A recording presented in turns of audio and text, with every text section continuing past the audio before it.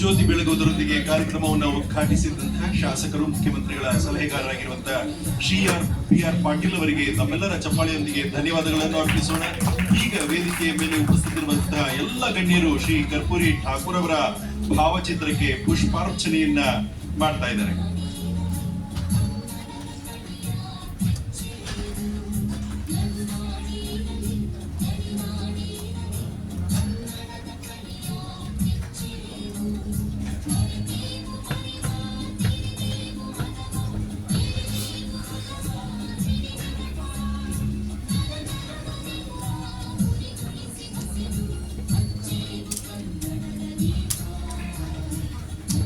ಶ್ರೀ ಕರ್ಪೂರಿ ಠಾಕೂರ್ ಅವರ ಭಾವಚಿತ್ರಕ್ಕೆ ಪುಷ್ಪಾರ್ಚನೆ ಮಾಡಿದಂತಹ ಎಲ್ಲ ಗಣ್ಯರಿಗೆ ಧನ್ಯವಾದಗಳು. ಡಾಕ್ಟರ್ ಎಸ್ ಗುರುಮೂರ್ತಿ ಅವರು ರಚಿಸಿರುವಂತಹ ಕರ್ಪೂರಿ ಠಾಕೂರ್ ಕೃತಿಯ ಬಗ್ಗೆ ಪರಿಚಯವನ್ನ ಮಾಡಿಕೊಡ್ತಾ ಇದ್ದಾರೆ ಹೆಸರಾಂತ ಸಮಾಜವಾದಿ ಲೇಖಕರು ಹಾಗೂ ಚಿಂತಕರಾದಂತಹ ಶ್ರೀ ಮಂಗಳೂರು ವಿಜಯ ಅವರು.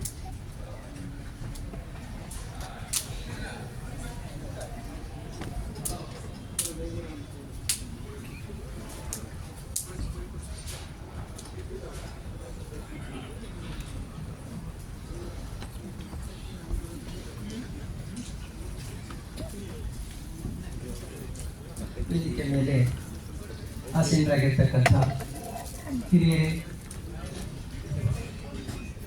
ಮಿತ್ರರೇ,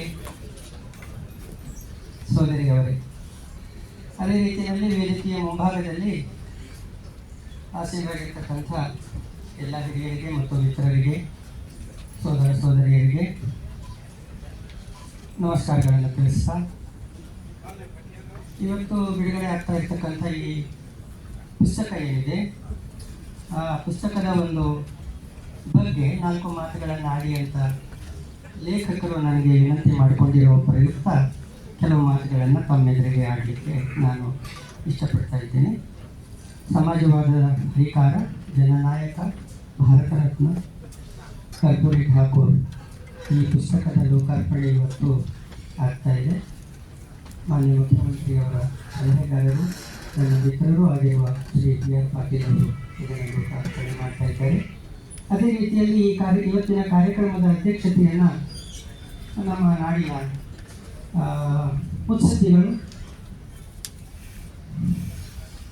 ಸಾಮಾಜಿಕ ನ್ಯಾಯದ ವಿಚಾರವನ್ನು ತಮ್ಮದೇ ಆದ ರೀತಿಯಲ್ಲಿ ಆಡಳಿತದ ಮುಖಾಂತರ ನಮ್ಮ ರಾಜ್ಯದ ಜನತೆಗೆ ತಲುಪಿಸಿರತಕ್ಕಂಥ ಸನ್ಮಾನ್ಯ ಶ್ರೀ ವೀರಪ್ಪ ಮೊಯ್ಲಿ ಸಾಹೇಬರು ಅಧ್ಯಕ್ಷತೆ ವಹಿಸ್ತಾ ಇದ್ದಾರೆ. ನನ್ನ ಇನ್ನೊಬ್ಬರು ಹಿರಿಯರಾದ ಪತ್ರಕರ್ತರು, ಮಾಧ್ಯಮದ ಒಂದು ಚೇತನ ಚಂದ್ರಿಕಾ ಅವರು ವೇದಿಕೆ ಮೇಲಿದ್ದಾರೆ. ಮಿತ್ರರಾದ ಹನುಮಂತಯ್ಯ ಅವರು ಮತ್ತು ಡಾಕ್ಟರ್ CS ದ್ವಾರಕಾನಾಥ್ ಅವರು ಕೂಡ ವೇದಿಕೆ ಮೇಲಿದ್ದಾರೆ. ತಮ್ಮೆದುರಿಗೆ ಈ ಕೆಲವು ವಿಚಾರಗಳನ್ನು ನಾನು ಮಂಡನೆ ಮಾಡಲಿಕ್ಕೆ ಇಷ್ಟಪಡ್ತಾ ಇದ್ದೀನಿ. ಹೆಚ್ಚು ಸಮಯ ತಗೊಳ್ಳೋ ಪ್ರಮೇಯ ನನ್ನ ಹತ್ರ ಏನೂ ಇಲ್ಲ. ನಾನು ನೇರವಾಗಿ ಪುಸ್ತಕಕ್ಕೆ ಸಂಬಂಧಪಟ್ಟಿರುವುದು, ಪುಸ್ತಕದ ಹಿನ್ನೆಲೆಗೆ ಸಂಬಂಧಪಟ್ಟಿರುವ ಕೆಲವು ಮಾತುಗಳನ್ನು ತಮ್ಮ ಮುಂದೆ ಮಂಡಿಸಿಬಿಟ್ಟು ನನ್ನ ಕರ್ತವ್ಯ ಮುಗಿಯಿತು ಅಂತ ತಿಳಿದು ನಾನು ನನ್ನ ಸೀಟಿಗೆ ಹೋಗ್ತೀನಿ. ಇಂದು ಬಿಡುಗಡೆ ಆಗುತ್ತಿರುವ ಸಮಾಜವಾದದ ಹರಿಕಾರ, ಜನನಾಯಕ, ಭಾರತ ರತ್ನ ಕರ್ಪೂರಿ ಠಾಕೂರ್ ಕೃತಿಯನ್ನು ಪ್ರಪ್ರಥಮವಾಗಿ ಓದುವುದಕ್ಕೆ ಮತ್ತು ಆ ಕುರಿತು ಕೆಲವು ವಿಚಾರಗಳನ್ನು ಹಂಚಿಕೊಳ್ಳುವುದಕ್ಕೆ ಈ ಅವಕಾಶ ಏನು ನನಗೆ ನೀಡಲಾಗಿದೆ, ಅದಕ್ಕಾಗಿ ನಾನು ಸಂಘಟಕರಿಗೆ, ಲೇಖಕರಿಗೆ, ತಮ್ಮೆಲ್ಲರಿಗೆ ನಾನು ಆಭಾರಿಯಾಗಿದ್ದೇನೆ. ದೇಶದ ಮತ್ತು ಕರ್ನಾಟಕದ ಸರ್ವ ಕ್ಷೇತ್ರಗಳ ಅಪಾರ ಕಾಳಜಿ ಮತ್ತು ಅಧ್ಯಯನ ಇರುವವರು ವೇದಿಕೆಯ ಮೇಲೆ ಇದ್ದಾರೆ. ಪ್ರತಿಯೊಬ್ಬರೂ ಕೂಡ ತಮ್ಮದೇ ಆದಂತಹ ಒಂದು ವಿಶಿಷ್ಟ ದೃಷ್ಟಿಕೋನದಿಂದ ಈ ನಾಡಿನ ಸಮಸ್ತ ಕ್ಷೇತ್ರಗಳಿಗೆ ಸಂಬಂಧಪಟ್ಟ ಒಂದು ಸಮಸ್ಯೆಗಳಿರಲಿ, ಅನಿಸಿಕೆಗಳಿರಲಿ, ಅವುಗಳಿಗೆ ಅವರು ಸಮರ್ಥವಾದಂಥ ಒಂದು ಪ್ರತಿಕ್ರಿಯೆಯನ್ನು, ಉತ್ತರವನ್ನು, ಕೊಡುಗೆಯನ್ನು ಕೊಡ್ತಾ ಬಂದವರು ವೇದಿಕೆಯ ಮೇಲೆ ಇರುವವರು. ಅವರೆಲ್ಲರಿಗೂ ಇನ್ನೊಮ್ಮೆ ನಾನು ನನ್ನ ಗೌರವವನ್ನು ಸೂಚಿಸುತ್ತಾ ಮುಂದಿನ ಮಾತುಗಳಿಗೆ ನಾನು ಹೋಗ್ತೇನೆ.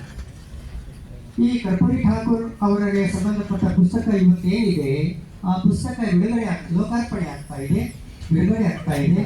ಆ ಕೃತಿಯನ್ನು ತಾವೆಲ್ಲರೂ ದಯಮಾಡಿ ಖರೀದಿಸಿ, ಓದಿ, ವಿಚಾರ ವಿಮರ್ಶೆ ಮಾಡಿ, ಲೇಖಕರೊಂದಿಗೆ ಮಾತುಕತೆ ನಡೆಸಬೇಕು ಅನ್ನೋದು ನನ್ನ ಒಂದು ಕೋರಿಕೆ. ಯಾರೇ ಲೇಖಕರು ಯಾವುದೇ ಕೃತಿಯನ್ನು ರಚನೆ ಮಾಡುವಾಗ ದಿನಗಟ್ಟಲೆ, ತಿಂಗಳುಗಟ್ಟಲೆ, ವರ್ಷಗಟ್ಟಲೆ ಆ ಕುರಿತು ವಿಚಾರ ಮಾಡಿರುವುದು ಉಂಟು. ಆದ್ದರಿಂದ ಪ್ರತಿಭೆಯನ್ನು ವ್ಯಕ್ತಪಡಿಸಿರುವ, ಅವಕಾಶವನ್ನು ಸದುಪಯೋಗಪಡಿಸಿಕೊಂಡಿರುವ ನಮ್ಮೆಲ್ಲರಿಗೆ ತಮ್ಮ ಹೃದಯ ಮತ್ತು ಮನಸ್ಸಿನಲ್ಲಿರುವ ವಿಚಾರಗಳನ್ನು ತಿಳಿಸಿರುವ ಲೇಖಕರ ಜೊತೆ ನಾವು ಅತ್ಯುತ್ತಮವಾದ ಬಾಂಧವ್ಯವನ್ನು ಹೊಂದುವುದು ಇಂದಿನ ದಿನಗಳಲ್ಲಿ ಕೂಡ ಅವಶ್ಯಕವಾಗಿದೆ. ಕರ್ಪೂರಿ ಠಾಕೂರ್ ಅವರು ಜನಿಸಿ 100 ವರ್ಷಗಳು ಕಳೆದರು. ಬಿಹಾರದಲ್ಲಿ ಅವರು ಹುಟ್ಟಿದರು. ಬಿಹಾರ ಭಾರತಕ್ಕೆ ಬೆಳಕು ನೀಡಿದ, ಬುದ್ಧನನ್ನು ನಮಗೆ ಕಾಣಿಸಿದ ರಾಜ್ಯ. ಬಿಹಾರದಲ್ಲಿ ಆ ಬೆಳಕಿನ ಪ್ರಭಾವವನ್ನು ತಮ್ಮ ಮೇಲಾಗಿಸಿಕೊಂಡು ಬೆಳೆದವರು ಕರ್ಪೂರಿ ಠಾಕೂರ್. ಭಾರತದಲ್ಲಿ ಶ್ರೇಣೀಕೃತ ಸಮಾಜ ವ್ಯವಸ್ಥೆ ಇದೆ. ಎಲ್ಲ ಹೆಣ್ಣು ಮಕ್ಕಳಿಗೆ, ಬಹುಜನರಿಗೆ ನಿರಂತರವಾಗಿ ಅನ್ಯಾಯವನ್ನು ಎಸಗಿಕೊಂಡು ಬಂದಂಥ ಸಾಮಾಜಿಕ ವ್ಯವಸ್ಥೆ ಈ ಭಾರತದ್ದು. ಇದಕ್ಕಾಗಿ ನಾವು ನಮ್ಮ ಹೃದಯ ಮತ್ತು ಮನಸ್ಸುಗಳನ್ನು ತೆರೆದುಕೊಳ್ಳಲೇಬೇಕು. ಭಾರತವನ್ನು ಇಂದಿಗೂ ಕಾಡುತ್ತಿರುವ ಘನಘೋರವಾದ 2 ಸಮಸ್ಯೆಗಳು ಜಾತಿ ಪದ್ಧತಿ ಮತ್ತು ಲಿಂಗ ತಾರತಮ್ಯ. ಒಟ್ಟು ಜನಸಂಖ್ಯೆಯಲ್ಲಿ ಸರಿಸುಮಾರು 50ರಷ್ಟಿರುವ ಮಹಿಳೆಯರನ್ನು, ಹೆಣ್ಣು ಮಕ್ಕಳನ್ನು ಮೂಲೆಗೆ ತಳ್ಳಿದ ಕೆಟ್ಟ ಭಾಗ ಕೂಡ ನಮ್ಮ ಪರಂಪರೆಯಲ್ಲಿ ಇದೆ. ಅದೇ ರೀತಿ ಜಾತಿಯ ಕಾರಣಕ್ಕೆ, ಕೇವಲ ಜಾತಿಯ ಕಾರಣಕ್ಕೆ ಬಹುಜನರನ್ನ ಅವಮಾನಕ್ಕೆ, ನಿರ್ಲಕ್ಷ್ಯಕ್ಕೆ, ಅವಕಾಶಗಳಿಂದ ವಂಚನೆಗೆ ಗುರಿ ಮಾಡಿದಂಥ ಸಮಾಜ ಕೂಡ ನಮ್ಮದು. ತಮ್ಮೆಲ್ಲರಿಗೂ ತಿಳಿದ ಹಾಗೆ ಜಾತಿ ಪದ್ಧತಿಯಿಂದ ನೊಂದಿರುವ, ಜಾತಿ ಪದ್ಧತಿಯ ಆಘಾತಕ್ಕೆ ಸಿಲುಕಿ ತತ್ತರಿಸಿರುವ, ಜಾತಿಯಿಂದ ಮಹಾನಾಯಕ, ಜನನಾಯಕ, ಭಾರತ ರತ್ನ, ಸಮಾಜವಾದಿ ಹೋರಾಟಗಾರ ಕರ್ಪೂರಿ ಠಾಕೂರ್ ಅವರು ಬಂದವರು. ಅವರ ಬದುಕನ್ನು, ಅವರ ಜೀವನವನ್ನು, ಅವರ ಸಾಧನೆಯನ್ನು ನಾವು ತಿಳಿದುಕೊಳ್ಳುವುದೇ ಭಾರತದ ಚರಿತ್ರೆಯನ್ನು ಅಧ್ಯಯನ ಮಾಡುವ ಒಂದು ಭಾಗ. ಇಂಥ ಮಹಾನ್ ವ್ಯಕ್ತಿಯ ಬಗ್ಗೆ ಗಮನಾರ್ಹವಾದಂಥ ಪುಸ್ತಕ ಬರೆದಿರತಕ್ಕಂಥ ಡಾಕ್ಟರ್ ಎಸ್ ಗುರುಮೂರ್ತಿ ಅವರನ್ನು ನಾನು ಈ ಸಂದರ್ಭದಲ್ಲಿ ಅಭಿನಂದಿಸುತ್ತೇನೆ. ಕುಟುಂಬದ ಹಿನ್ನೆಲೆಯನ್ನು, ಕರ್ಪೂರಿ ಠಾಕೂರ್ ಅವರ ಕುಟುಂಬದ ಹಿನ್ನೆಲೆಯನ್ನು ಗಮನಿಸಿದಾಗ ಅವರು ಓದು ಮುಗಿದ ತಕ್ಷಣ ಉದ್ಯೋಗದ ಕಡೆಗೆ ಹೋಗುವುದು ಸಹಜವಾಗಿತ್ತು. ಕರ್ಪೂರಿ ಠಾಕೂರ್ ಅವರು ಸಹಜವಾದ ದಾರಿಯನ್ನು ಆಯ್ಕೆ ಮಾಡಿಕೊಳ್ಳಲಿ. ಯಾವುದು ದುರ್ಭರವಾಗಿತ್ತೋ, ಯಾವುದು ಕಠಿಣವಾಗಿತ್ತೋ, ಯಾವುದು ಸವಾಲಿನ ದಾರಿಯಾಗಿತ್ತೋ ಅಂಥ ದಾರಿಯನ್ನು ಕರ್ಪೂರಿ ಠಾಕೂರ್ ಅವರು ಆಯ್ಕೆ ಮಾಡಿಕೊಂಡರು. ವಿದ್ಯಾಭ್ಯಾಸ ಮುಗಿಯಿತು, ಯಾವುದಾದ್ರೂ ಒಂದು ಉದ್ಯೋಗ ಸೇರಿಕೊಂಡು ಕುಟುಂಬದ ಬಗ್ಗೆ ಆಲೋಚನೆ ಮಾಡುವ ಜಾಯಮಾನ ಕರ್ಪೂರಿ ಠಾಕೂರ್ ಅವರದು ಅಲ್ಲ. ಈ ಸಮಾಜ ನನ್ನದು, ಈ ಸಮಾಜದಲ್ಲಿರುವ ದುಃಖವನ್ನು ತೊಡೆದು ಹಾಕುವುದು, ಕಣ್ಣೀರನ್ನು ಒರೆಸುವುದು, ನ್ಯಾಯವನ್ನು ಪಡೆದುಕೊಳ್ಳುವುದು, ಅಸಂಘಟಿತರನ್ನು ಸಂಘಟಿತರನ್ನಾಗಿ ಮಾಡುವುದು, ಶಿಕ್ಷಣದಿಂದ ವಂಚಿತರಾಗಿರುವವರಿಗೆ ಶಿಕ್ಷಣವನ್ನು ಒದಗಿಸುವುದು ನನ್ನ ಕರ್ತವ್ಯ. ಅದಕ್ಕಾಗಿ ನನ್ನ ಬದುಕು ಅದಕ್ಕಾಗಿ ನನ್ನ ಜೀವನ ಆ ದಾರಿಯಲ್ಲೇ ನಾನು ನಡೆಯುವುದು ಎಂದು ನಿರ್ಧಾರ ಮಾಡಿದ ಕರ್ಪೂರಿ ಠಾಕೂರ್ ಅವರು ಸ್ವಾತಂತ್ರ್ಯ ಚಳವಳಿಗೆ ಹೋಗೊಟ್ಟರು. ಕ್ವಿಟ್ ಇಂಡಿಯಾ ಮೂವ್ಮೆಂಟ್, ಭಾರತ ಬಿಟ್ಟು ತೊಲಗೆ ಆಂದೋಲನದಲ್ಲಿ ಭಾಗಿಯಾದರು. ದರ್ಭಂಗ ಜಿಲ್ಲೆಯಲ್ಲಿ ಯುವಜನರನ್ನು ಸಂಘಟನೆ ಮಾಡಿದರು. ಸ್ವಾತಂತ್ರ್ಯ ಚಳವಳಿಗೆ ಧುಮುಕಿದರು. ಗಾಂಧೀಜಿಯ ಮಾರ್ಗದರ್ಶನದಲ್ಲಿ ಕಾಂಗ್ರೆಸ್ ನಡೆಸಿದ ಸ್ವಾತಂತ್ರ್ಯ ಹೋರಾಟದಲ್ಲಿ ತಮ್ಮನ್ನು ತಾವು ತೊಡಗಿಸಿಕೊಂಡರು. ಇದೇ ನನ್ನ ಕಾರ್ಯಕ್ಷೇತ್ರ ಎಂದು ಅವರು ನಿರ್ಧಾರ ಮಾಡಿದರು. ಆ ಕಾರ್ಯಕ್ಷೇತ್ರದಲ್ಲಿ ಅವರು ಮುಂದುವರೆದರು. ಆ ಸಂದರ್ಭದಲ್ಲಿ ಅವರಿಗೆ ಪರಿಚಯವಾದ ಒಂದು ರಾಜಕೀಯ ತತ್ವಜ್ಞಾನದ ಹೆಸರು ಸಮಾಜವಾದ. ಕಾಂಗ್ರೆಸ್ ನಡೆಸಿದ ಸ್ವಾತಂತ್ರ್ಯ ಹೋರಾಟದ ಒಂದು ಭಾಗವಾಗಿದ್ದಂಥ ಕಾಂಗ್ರೆಸ್ ಸಮಾಜವಾದಿ ಪಕ್ಷ, ಕಾಂಗ್ರೆಸ್ ಸಮಾಜವಾದಿ ಗುಂಪು, ಕಾಂಗ್ರೆಸ್ ಸಮಾಜವಾದಿ ಧೀರೋದಾತ್ತ ನಾಯಕರು ಅವರೊಂದಿಗೆ ಕರ್ಪೂರಿ ಠಾಕೂರ್ ಅವರು ತಮ್ಮನ್ನು ಗುರುತಿಸಿಕೊಂಡರು. ಸಮಾಜವಾದ ಸರ್ವ ಜನರ ಭವಿಷ್ಯವನ್ನು ಪುನರ್ರೂಪಿಸುವ ಕಾರ್ಯಕ್ಕೆ ತನ್ನನ್ನು ಅರ್ಪಿಸಿಕೊಂಡಂತಹ ಒಂದು ಶ್ರೇಷ್ಠ ಸಿದ್ಧಾಂತ. ಸಮಾಜವಾದ ಅಂದರೆ ಬೇರೇನೂ ಅಲ್ಲ. ಸಮಾಜವಾದ ಸಮಾನತೆ, ಪ್ರೀತಿ, ಮಾನವತೆ, ವಾತ್ಸಲ್ಯ, ಅನುಕಂಪ, ಕರುಣೆ, ವಿವೇಕ, ಸಹಕಾರ, ಇದೇ ಸಮಾಜವಾದ. ಇಂಥ ಸಮಾಜವಾದ ಆದರ್ಶ ಜೀವಿ ಕರ್ಪೂರಿ ಠಾಕೂರ್ ಅವರನ್ನು ಆಕರ್ಷಿಸದೇ ಇರಲು ಸಾಧ್ಯವಿರಲಿಲ್ಲ. ಕರ್ಪೂರಿ ಠಾಕೂರ್ ಅವರು ಸಮಾಜವಾದಕ್ಕೆ ತಲೆಬಾಗಿ ಒಲಿದರು. ಸಮಾಜವಾದಿ ಮೌಲ್ಯಗಳನ್ನು ತಮ್ಮ ಜೀವನದಲ್ಲಿ ಅಳವಡಿಸಿಕೊಂಡರು. ಸಮಾಜವಾದಿ ಮೌಲ್ಯಗಳನ್ನು ಬದುಕಿದರು. ಸಮಾಜವಾದಿ ದಾರಿಯಲ್ಲಿ ಒಂದೊಂದೇ ಹೆಜ್ಜೆಗಳನ್ನು ಬಿಟ್ಟರು. ಈ ಸಮಾಜವಾದಿ ನಾಯಕರ 4 ಹೆಸರುಗಳನ್ನು ಹೇಳುವುದಾದರೆ, ನಾವು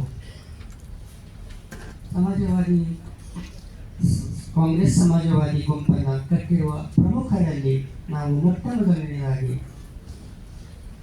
ಆಚಾರ್ಯ ನರೇಂದ್ರ ದೇವ್ ಅವರ ಹೆಸರು ಹೇಳುತ್ತೇವೆ. ಅದೇ ರೀತಿ ಜಯಪ್ರಕಾಶ್ ನಾರಾಯಣ ಅವರ ಹೆಸರು, ಯೂಸುಫ್ ಮೆಹರಾಲಿ ಅವರ ಹೆಸರು, ಕಮಲಾದೇವಿ ಚಟ್ಟೋಪಾಧ್ಯಾಯ ಅವರ ಹೆಸರು. ಸಮಾಜವಾದಿ ಆಂದೋಲನಕ್ಕೆ ಒಂದು ದೊಡ್ಡ ತಿರುವನ್ನು ಕೊಟ್ಟಂತಹ ಮಹಾನ್ ಚಿಂತಕರು, ನೇತಾರರು ಡಾಕ್ಟರ್ ರಾಮಮನೋಹರ ಲೋಹಿಯಾ. ಭಾರತದ ಸಮಸ್ಯೆ ಬಡತನ ಒಂದೇ ಅಲ್ಲ. ಬಡತನಕ್ಕಿಂತ ಭಿನ್ನವಾದ, ಬಡತನಕ್ಕಿಂತ ಭೀಕರವಾದ ಸಮಸ್ಯೆ ಲಿಂಗ ತಾರತಮ್ಯ ಮತ್ತು ಜಾತಿ ತಾರತಮ್ಯ. ಇದನ್ನು ಸಮಾಜವಾದಿ ಆಂದೋಲನದಲ್ಲಿ ದೊಡ್ಡ ಧ್ವನಿಯಲ್ಲಿ ಮಂಡಿಸಿದವರು ರಾಮಮನೋಹರ ಲೋಹಿಯಾ. ಜಾತಿಯಿಂದ, ಬಡತನದಿಂದ ಅವಮಾನಿತಗೊಂಡ ಬದುಕಿನ ಹಿನ್ನೆಲೆಯ ಕರ್ಪೂರಿ ಠಾಕೂರ್ ಅವರು ರಾಮಮನೋಹರ ಲೋಹಿಯಾ ಅವರ ವಿಚಾರಗಳಿಗೆ ಒಲಿಯದೇ ಇದ್ದಾರೆಯೇ?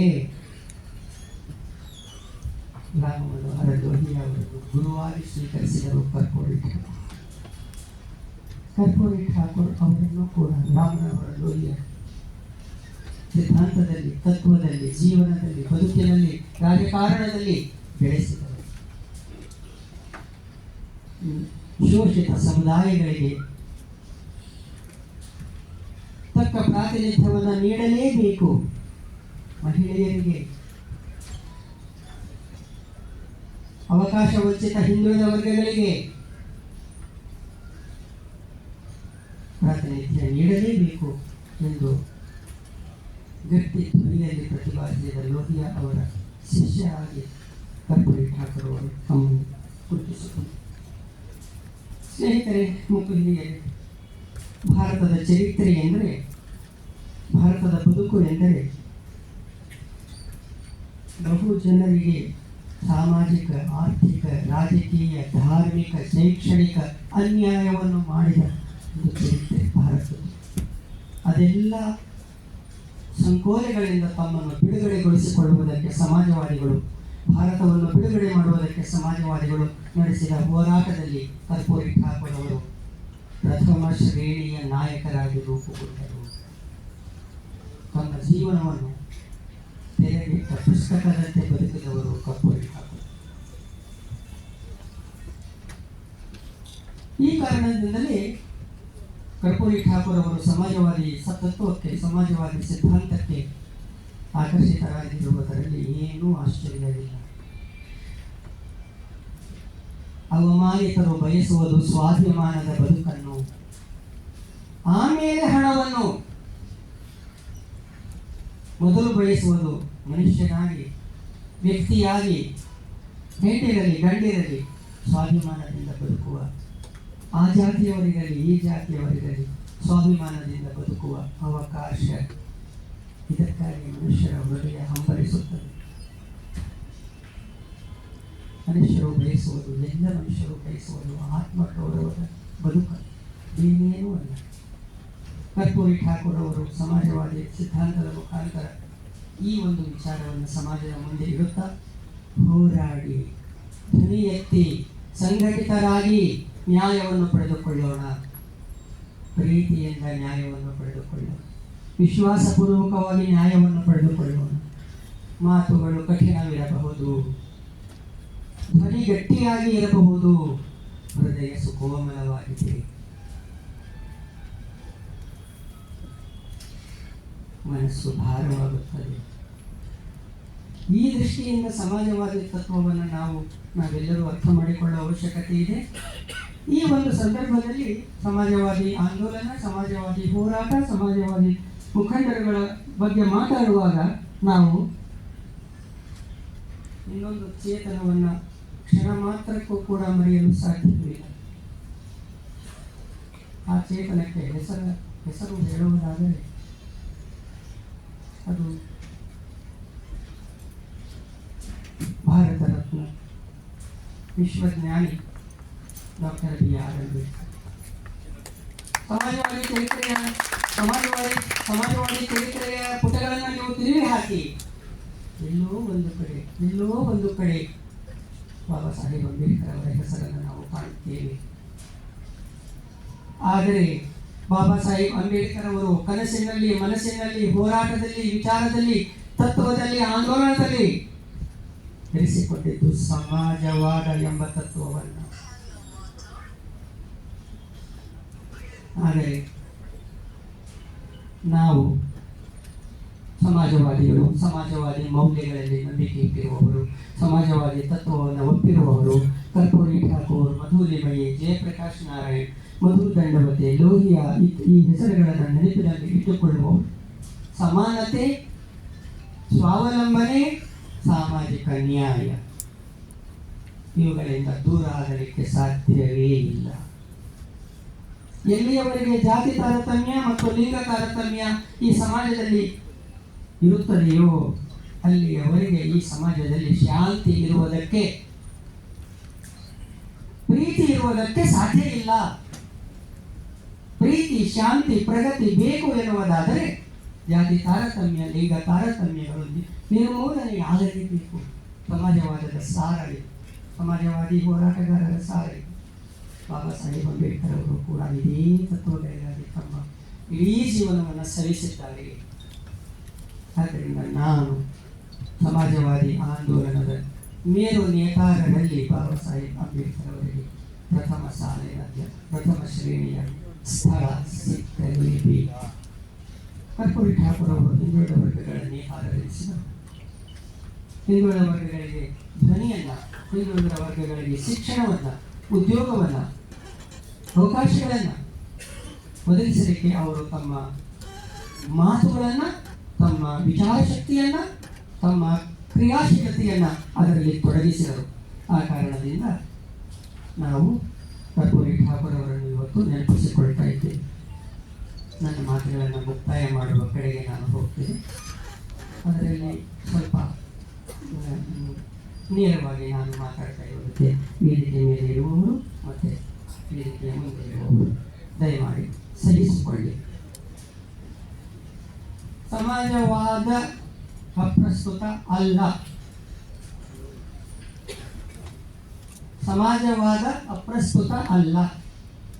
ಬಡವರಿಗೆ, ಹಿಂದುಳಿದವರಿಗೆ, ಅವಕಾಶ ವಂಚಿತರಿಗೆ, ಮಹಿಳೆಯರಿಗೆ, ದುರ್ಬಲರಿಗೆ, ಆದಿವಾಸಿಗಳಿಗೆ ನ್ಯಾಯ ಸಿಕ್ಕಬೇಕು ಎನ್ನುವುದಾದರೆ ಅದು ಸಮಾಜವಾದದ ಮೂಲಕ ಮಾತ್ರವೇ ಸಾಧ್ಯ.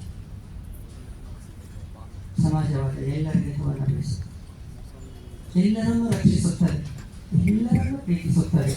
ಧರ್ಮ, ಜಾತಿ, ಲಿಂಗ ಇತ್ಯಾದಿ ಯಾವ ಗೊಡವೆಯೂ ಸಮಾಜವಾದಕ್ಕೆ ಇಲ್ಲ. ಆದರೆ ಇತ್ತೀಚಿನ ದಶಕಗಳಲ್ಲಿ ಭಾರತ ಸರ್ಕಾರ, ಕರ್ನಾಟಕ ಸರ್ಕಾರ, ನಮ್ಮ ಸಮಾಜ, ನಾನು, ನೀವು ಎಲ್ಲರೂ ಸಮಾಜವಾದಕ್ಕೆ ವ್ಯತಿರಿಕ್ತವಾಗಿ ನಡೆದುಕೊಳ್ಳುತ್ತಾ ಇದ್ದೇವೆ. ಇದನ್ನು ನಾವು ಗುರುತಿಸಬೇಕು. ಸಮಾಜವಾದ, ಸಾಮಾಜಿಕ ನ್ಯಾಯ, ಸಮಾನತೆ, ಕರ್ಪೂರಿ ಠಾಕೂರ್, ಮಧು ನೆಮಿಯೆ, ಕಮಲಾದೇವಿ ಚಟ್ಟೋಪಾಧ್ಯಾಯ, ಜಯಪ್ರಕಾಶ್ ನಾರಾಯಣ ಲೋಹಿಯಾ, ರಾಮಮನೋಹರ್ ಲೋಹಿಯಾ ಇವರನ್ನೆಲ್ಲ ನಮ್ಮ ಯುವಜನರಿಗೆ ಪರಿಚಯಿಸುವ ಕೆಲಸ ಆಗಬೇಕಲ್ಲ.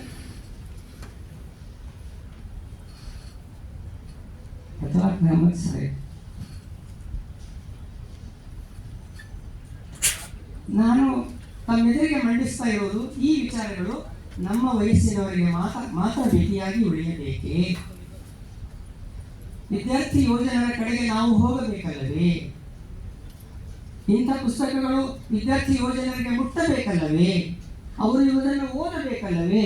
ಅವರು ಓದಿದ ಮೇಲೆ ಅವರ ಜೊತೆಗೆ ನಾವು ಚರ್ಚೆ ಮಾಡಬೇಕಲ್ಲವೇ? ಗಾಂಧಿ ಭವನಕ್ಕೆ ವಿದ್ಯಾರ್ಥಿಗಳು ಯುವಜನರು ಬರುವುದು ಕಠಿಣ. ವಿದ್ಯಾರ್ಥಿಗಳು ಯುವಜನರು ಇರುವ ಕಡೆ ನಾವು ಹೋಗಬೇಕು.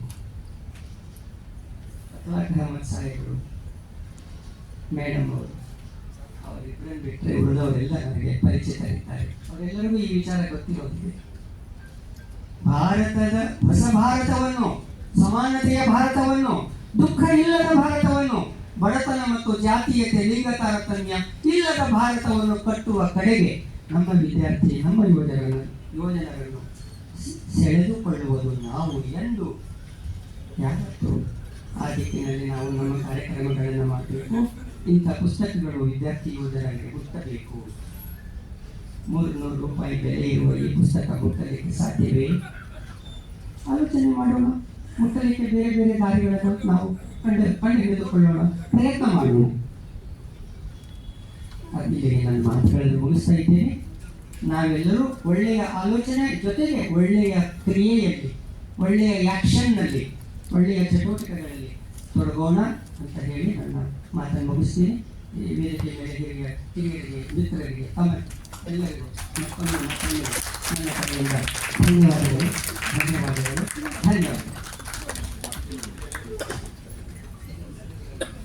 ಕರ್ಪೂರಿ ಠಾಕೂರ್ ಅವರ ಬಗ್ಗೆ ಡಾಕ್ಟರ್ ಎಸ್ ಗುರುಮೂರ್ತಿ ಅವರು ರಚಿಸಿರುವಂತಹ ಕೃತಿಯ ಬಗ್ಗೆ ಚಿತ್ರಣ ಕಟ್ಟಿಕೊಟ್ಟಂತಹ ಶ್ರೀ ಮಂಗಳೂರು ವಿಜಯ್ ಅವರಿಗೆ ತಮ್ಮೆಲ್ಲರ ಚಪ್ಪಾಳೆ ಮೂಲಕ ಧನ್ಯವಾದಗಳನ್ನು ಅರ್ಪಿಸೋಣ.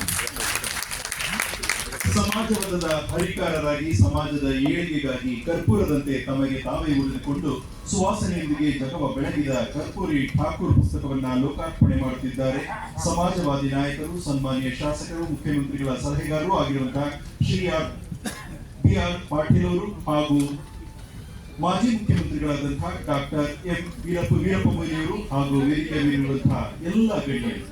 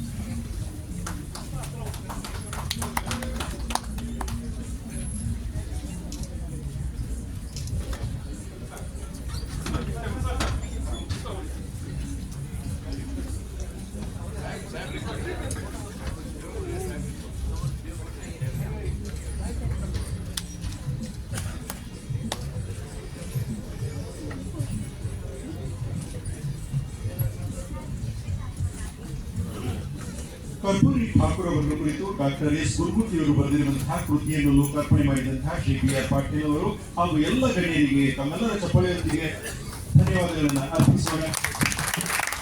ಈಗ ಮಾತನಾಡುತ್ತಿದ್ದಾರೆ ಬಿಹಾರದ ಶಾಸಕರಾಗಿ ಕರ್ಪೂರಿ ಠಾಕೂರ್ ಅವರ ಸಚಿವ ಸಂಪುಟದಲ್ಲಿ ಕೆಲಸವನ್ನು ನಿರ್ವಹಿಸುತ್ತವರು ಹಾಗೆ ಅವರ ಒಡನಾಡಿಗಳು ಆಗಿದ್ದಂತಹ ಶ್ರೀ ಅಕ್ಲಾಕ್ ಅಹಮದ್ ಅವರು.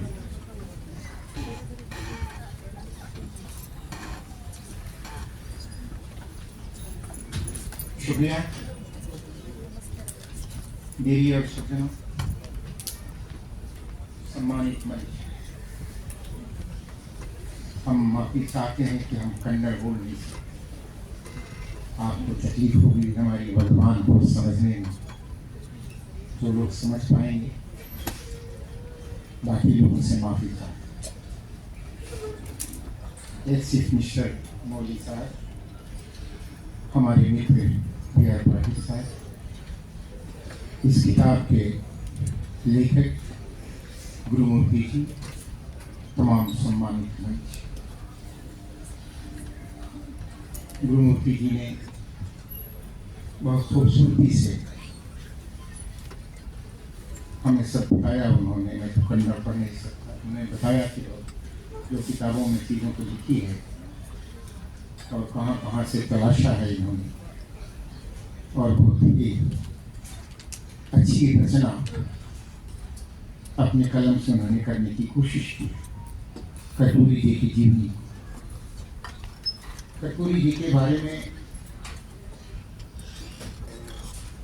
जितनी चीज़ें कही जाए तो आज के आधुनिक भारत में बिरले लोगों के पास वो गुण होते, और इसी ही लोगों के बारे में किसी शायर ने कहा है कि हजारों साल नरगिस अपनी बेनूरी को रोती है, बड़ी मुश्किल से होता है चमन में पी रवता। यही खूबियाँ जिस गरीबी, बेबसी, लाचारी और सहाय की स्थिति में जिस परिवार में पैदा हुए,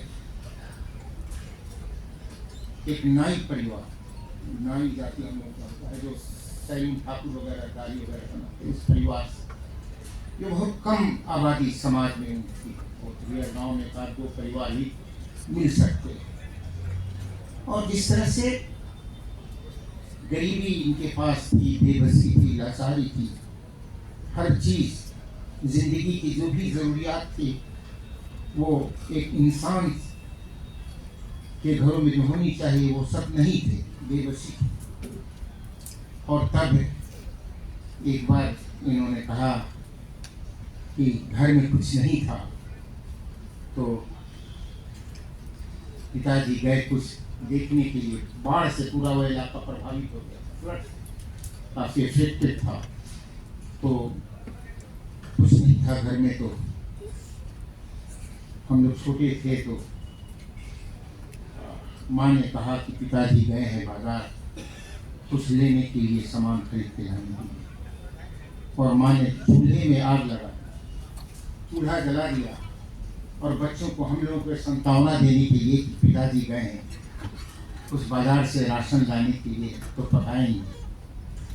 और तब जब वो इनके पिताजी जब बाजार गए और लौट रहे थे, कुछ नहीं मिला, तो घर के फूस का घर हुआ करता था, पुआल था, उस घर से धुआं जब निकला तो इनके पिताजी को लगा कि पत्नी ने कुछ बनाया है बच्चों की। वो दौड़े चले आते हैं, तेजी से बढ़े चले आते हैं अपने घर की ओर। उस पर एक कवि ने बहुत अच्छी रचना लिखी है कि चूल्हे में आग धधकता, पानी भी खौलता, भूखा कई दिनों से धुआं देख दौड़ता, लौटा हठात बात, खाली हाथ हाथ से भुखलाई फुसलाई जाती है भारत में भूख भी भाग से। बहुत गहराई है इस छंद में, पता नहीं आप सबसे पहुंच पाएगा कि नहीं पहुंच पाएगा, लेकिन ये इस छंद में जो भूख और गरीबी की जो शब्द है वो उसकी कोई सीमा नहीं, गहराई। और तब ऐसा व्यक्ति जो अपने बिहार के उन दिनों कैश काश क्रिमिनल पॉलिटिक्स में उन लोगों का दबदबा था, और उसके बीच कर्पूरी ठाकुर ने समाज के उन लोगों के लिए, दलितों के लिए, आदिवासियों के लिए, कमज़ोरों के लिए, शोषितों के लिए, अल्पसंख्यकों के लिए जो आवाज़ बन के उभरे, तो निरंतर 36 वर्षों तक वो ताजपुर का ताज उन्होंने संभाल कर रखा। ताजपुर उस इलाके का नाम है जहाँ से वो आते थे, तो ताजपुर के ताज को उन्होंने संभाल करके रखा और भारत की राजनीति में एक अपना स्थान बनाया। जयप्रकाश गांधी के सत्याग्रह आंदोलन से प्रभावित होकर कर्पूरी जी कॉलेज से निकलते ही असहयोग आंदोलन के साथ, नॉन वायलेंट मूवमेंट के साथ उन्होंने अपने को जोड़ने की कोशिश की और गांधी के मरणोपरांत देहांत के बाद 48 में वो कांग्रेस से अलग होकर के प्रजा सोशलिस्ट पार्टी का गठन किया और आचार्य नरेंद्र और जयप्रकाश और लोहिया के साथ मिलकर के समाज में इस तबके के लोगों के लिए आवाज़ बनकर के उभरे और निरंतर संघर्षरत है। और जब देश में पहली बार 1967 में संबित की सरकार बनी, याद होगा संबित की सरकार बनी थी, कई राज्यों में संबित की सरकार बनी, बिहार में भी चुनाव हुए तो 69 मेंबर्स के साथ कर्पूरी ठाकुर सदन के नेता चुने गए, लीडर ऑफ द हाउस चुने। बट इनकी उदारता को देखिए कि लोहिया भी चाहते थे, डॉक्टर राम मनोहर लोहिया भी चाहते थे कि कर्पूरी ठाकुर मुख्यमंत्री बने, लेकिन कर्पूरी जी ने अपने मुख्यमंत्री का ताज को उठा करके महामाया प्रसाद के सर पर डाल दिया। क्योंकि जो परिस्थिति थी, सरकार को कंटिन्यू करना था और उस सरकार में जनसंघ को भी साथ रखना था, उस सरकार में लेफ्ट को भी साथ रखना था। ये कला कर्पूरी ठाकुर नहीं थी, दूसरे मंत्रियों नहीं थी, इसलिए सरकार को चलाने के लिए उन्होंने महामाया प्रसाद जी को मुख्यमंत्री बनाया। तो संबित की सरकार से फिर इस अंतराल के बाद देश में गुजरात के नौजवानों ने गुस्सा या चित्कार अभिव्यक्ति की और फिर 74 में उसका बिहार में भी नौजवानों ने जयप्रकाश आंदोलन हुआ, आंदोलन हिंसक हो गए, जगह जगह गोलियां चली, लोग मारे गए, काफ़ी बड़ा बिहार आंदोलन से आंदोलित हुआ और तब जयप्रकाश नारायण ने आकर के नौजवानों को हिंसक आंदोलन को त्याग कर अहिंसा की ओर चलने के लिए प्रेरित किया। और तब उस वक्त जो सरकार थी, जयप्रकाश नारायण जी ने कहा कि सभी विपक्ष की पॉलिटिकल पार्टियां त्याग पत्र दी और सबसे पहले कर्पूरी ठाकुर ने त्याग पत्र दे करके और इस आंदोलन में अपने को शामिल किया। तो कर्पूरी ठाकुर के ये रहे और फिर 77 में लोकसभा में चुने गए, लोकसभा चुने गए, ये भी संसद चुने गए। और जब एक बार का वाकया है कि उस इलाके में बाढ़ से काफ़ी लोग डूब गए थे, काफ़ी जलमग्न हो गया था, परेशान थे, सरकार को जितनी व्यवस्था करनी थी नहीं हो पा रहा था। तो सदन में ये उठाने की कोशिश की सवाल को, तो स्पीकर ने कहा कि नहीं, अभी आपने इस नियम के तहत उठाइए, अभी नहीं उठाने देंगे। तो जो फिर उन्होंने उस इन शब्दों का उच्चारण किया, वो अद्भुत है कि संसद अगर हो गूंगा तो फरियाद कहाँ, संसद अगर हो गूंगा तो फरियाद कहाँ हो, पत्थर की दीवारों पे करुणनाथ कहाँ हो, फिर तो वतन के दर्द को किस जगह सुनाने, अपने ही घर के छत का धुआं किसको देखा।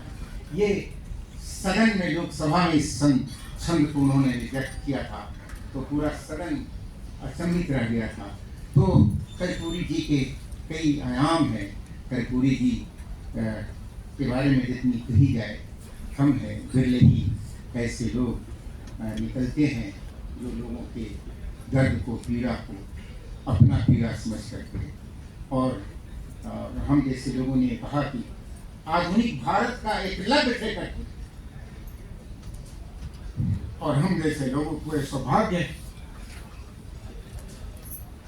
उस व्यक्ति के साथ सरकार में पहली बार एमएलए बन के आया और irrigation state minister independent charge उन्होंने दिया।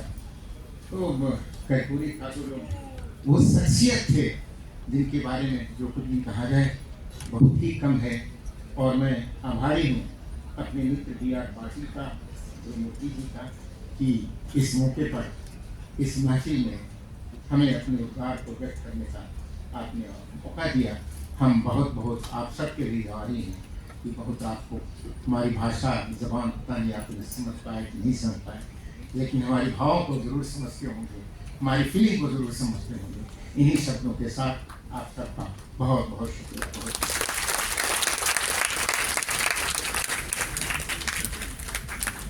ನಾನು ಮಾತನಾಡಿದಂತಹ ಮಾತುಗಳು ತಮಗೆ ಎಷ್ಟು ಅರ್ಥವಾಗಿದೆಯೋ ಇಲ್ಲವೋ, ಆದರೆ ನನ್ನ ಭಾವನೆಗಳಂತೂ ನಿಮಗೆಲ್ಲರಿಗೂ ಅರ್ಥವಾಗಿರುತ್ತದೆ ಎನ್ನುವಂತಹ ಅರ್ಥವನ್ನ, ತಮ್ಮ ಭಾವನೆಗಳನ್ನ ವ್ಯಕ್ತಪಡಿಸಿದಂತಹ ಕರ್ಪೂರಿ ಠಾಕೂರ್ ಅವರ ಒಡನಾಡಿಗಳಾಗಿ ಅವರ ನೆನಪುಗಳನ್ನ ಮಾಡಿಕೊಂಡಂತಹ ಬಿಹಾರದ ಶಾಸಕರಾದಂತಹ ಶ್ರೀ ಅಖ್ಲಾಕ್ ಅಹಮದ್ ಅವರಿಗೆ ತಮ್ಮೆಲ್ಲರ ಚಪ್ಪಾಳೆಯೊಂದಿಗೆ ಅವರಿಗೆ ಧನ್ಯವಾದಗಳನ್ನು ಅರ್ಪಿಸುತ್ತೇವೆ. ಸಾಮಾನ್ಯವಾಗಿ ಅಧ್ಯಕ್ಷೀಯ ಭಾಷಣ ಕಾರ್ಯಕ್ರಮದ ಕೊನೆಯಲ್ಲಿರುವಂತದ್ದು, ಆದರೂ ಸಹ ಅನಿವಾರ್ಯ ಕಾರಣಗಳಿಂದ ಅತಿಥಿಗಳು ಹೊರಡಬೇಕಾಗಿರೋದ್ರಿಂದ ಈಗ ಅಧ್ಯಕ್ಷೀಯ ಭಾಷಣವನ್ನು ಮಾಡ್ತಾ ಇದ್ದಾರೆ. ಸಾಹಿತಿಗಳಾಗಿ ಅನೇಕ ಕಾದಂಬರಿಗಳು, ನಾಟಕಗಳು, ಕವನ ಸಂಕಲನಗಳು ಹಾಗೂ ಮಹಾಕಾವ್ಯಗಳಾದಂತಹ ಶ್ರೀ ರಾಮಾಯಣ ಮಹಾನ್ವೇಷಣ, ಶ್ರೀ ಬಾಹುಬಲಿ ಅಹಿಂಸಾ ದಿಗ್ವಿಜಯ ಅನ್ನುವಂತಹ ರಚನೆಗಳನ್ನು ರಚಿಸಿದ್ದು, ಅಲ್ ಅಮೀನ್ ಸದ್ಭಾವನಾ ಪ್ರಶಸ್ತಿ, ಗೋರು ಪ್ರತಿಷ್ಠಾನದ ಸಮಗ್ರ ಸಾಹಿತ್ಯ ಪುರಸ್ಕಾರ, ಸರಸ್ವತಿ ಸನ್ಮಾನ, ಕೇಂದ್ರ ಸಾಹಿತ್ಯ ಅಕಾಡೆಮಿಯ ಪ್ರಶಸ್ತಿ, ಹೀಗೆ ಹಲವಾರು ಪ್ರಶಸ್ತಿಗಳ ಪುರಸ್ಕೃತರಾದಂಥವರು. ನ್ಯಾಯವಾದಿಗಳು, ನಂತರ ರಾಜಕೀಯದಲ್ಲಿ ಕಾಂಗ್ರೆಸ್ ಪಕ್ಷದ ಸದಸ್ಯರಾಗಿ, ಕಿಸಾನ್ ಸಭಾ ಸ್ಥಾಪಿಸಿ ಶಾಸಕರಾಗಿ, ಲೋಕಸಭಾ ಸದಸ್ಯರಾಗಿ, ವಿವಿಧ ಇಲಾಖೆಗಳ ಖಾತೆಗಳ ಮಂತ್ರಿಗಳಾಗಿ, ವಿರೋಧ ಪಕ್ಷದ ನಾಯಕರಾಗಿ, ಕರ್ನಾಟಕದ 13ನೇ ಮುಖ್ಯಮಂತ್ರಿಗಳಾಗಿ ಸೇವೆ ಸಲ್ಲಿಸಿದವರು ಡಾಕ್ಟರ್ ಎಂ ವೀರಪ್ಪ ಮೊಯ್ಲಿಯವರು.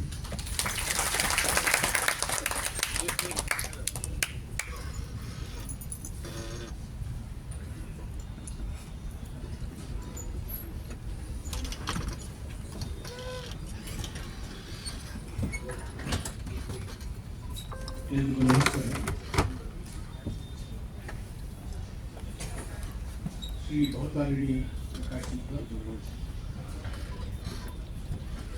ಅವರಿಂದ ಪ್ರಕಾಶಿತವಾದಂಥ ಆತ್ಮೀಯರಾದಂಥ ಡಾಕ್ಟರ್ ಗುರುಮೂರ್ತಿಯವರ ಮಹಾಕೃತಿ,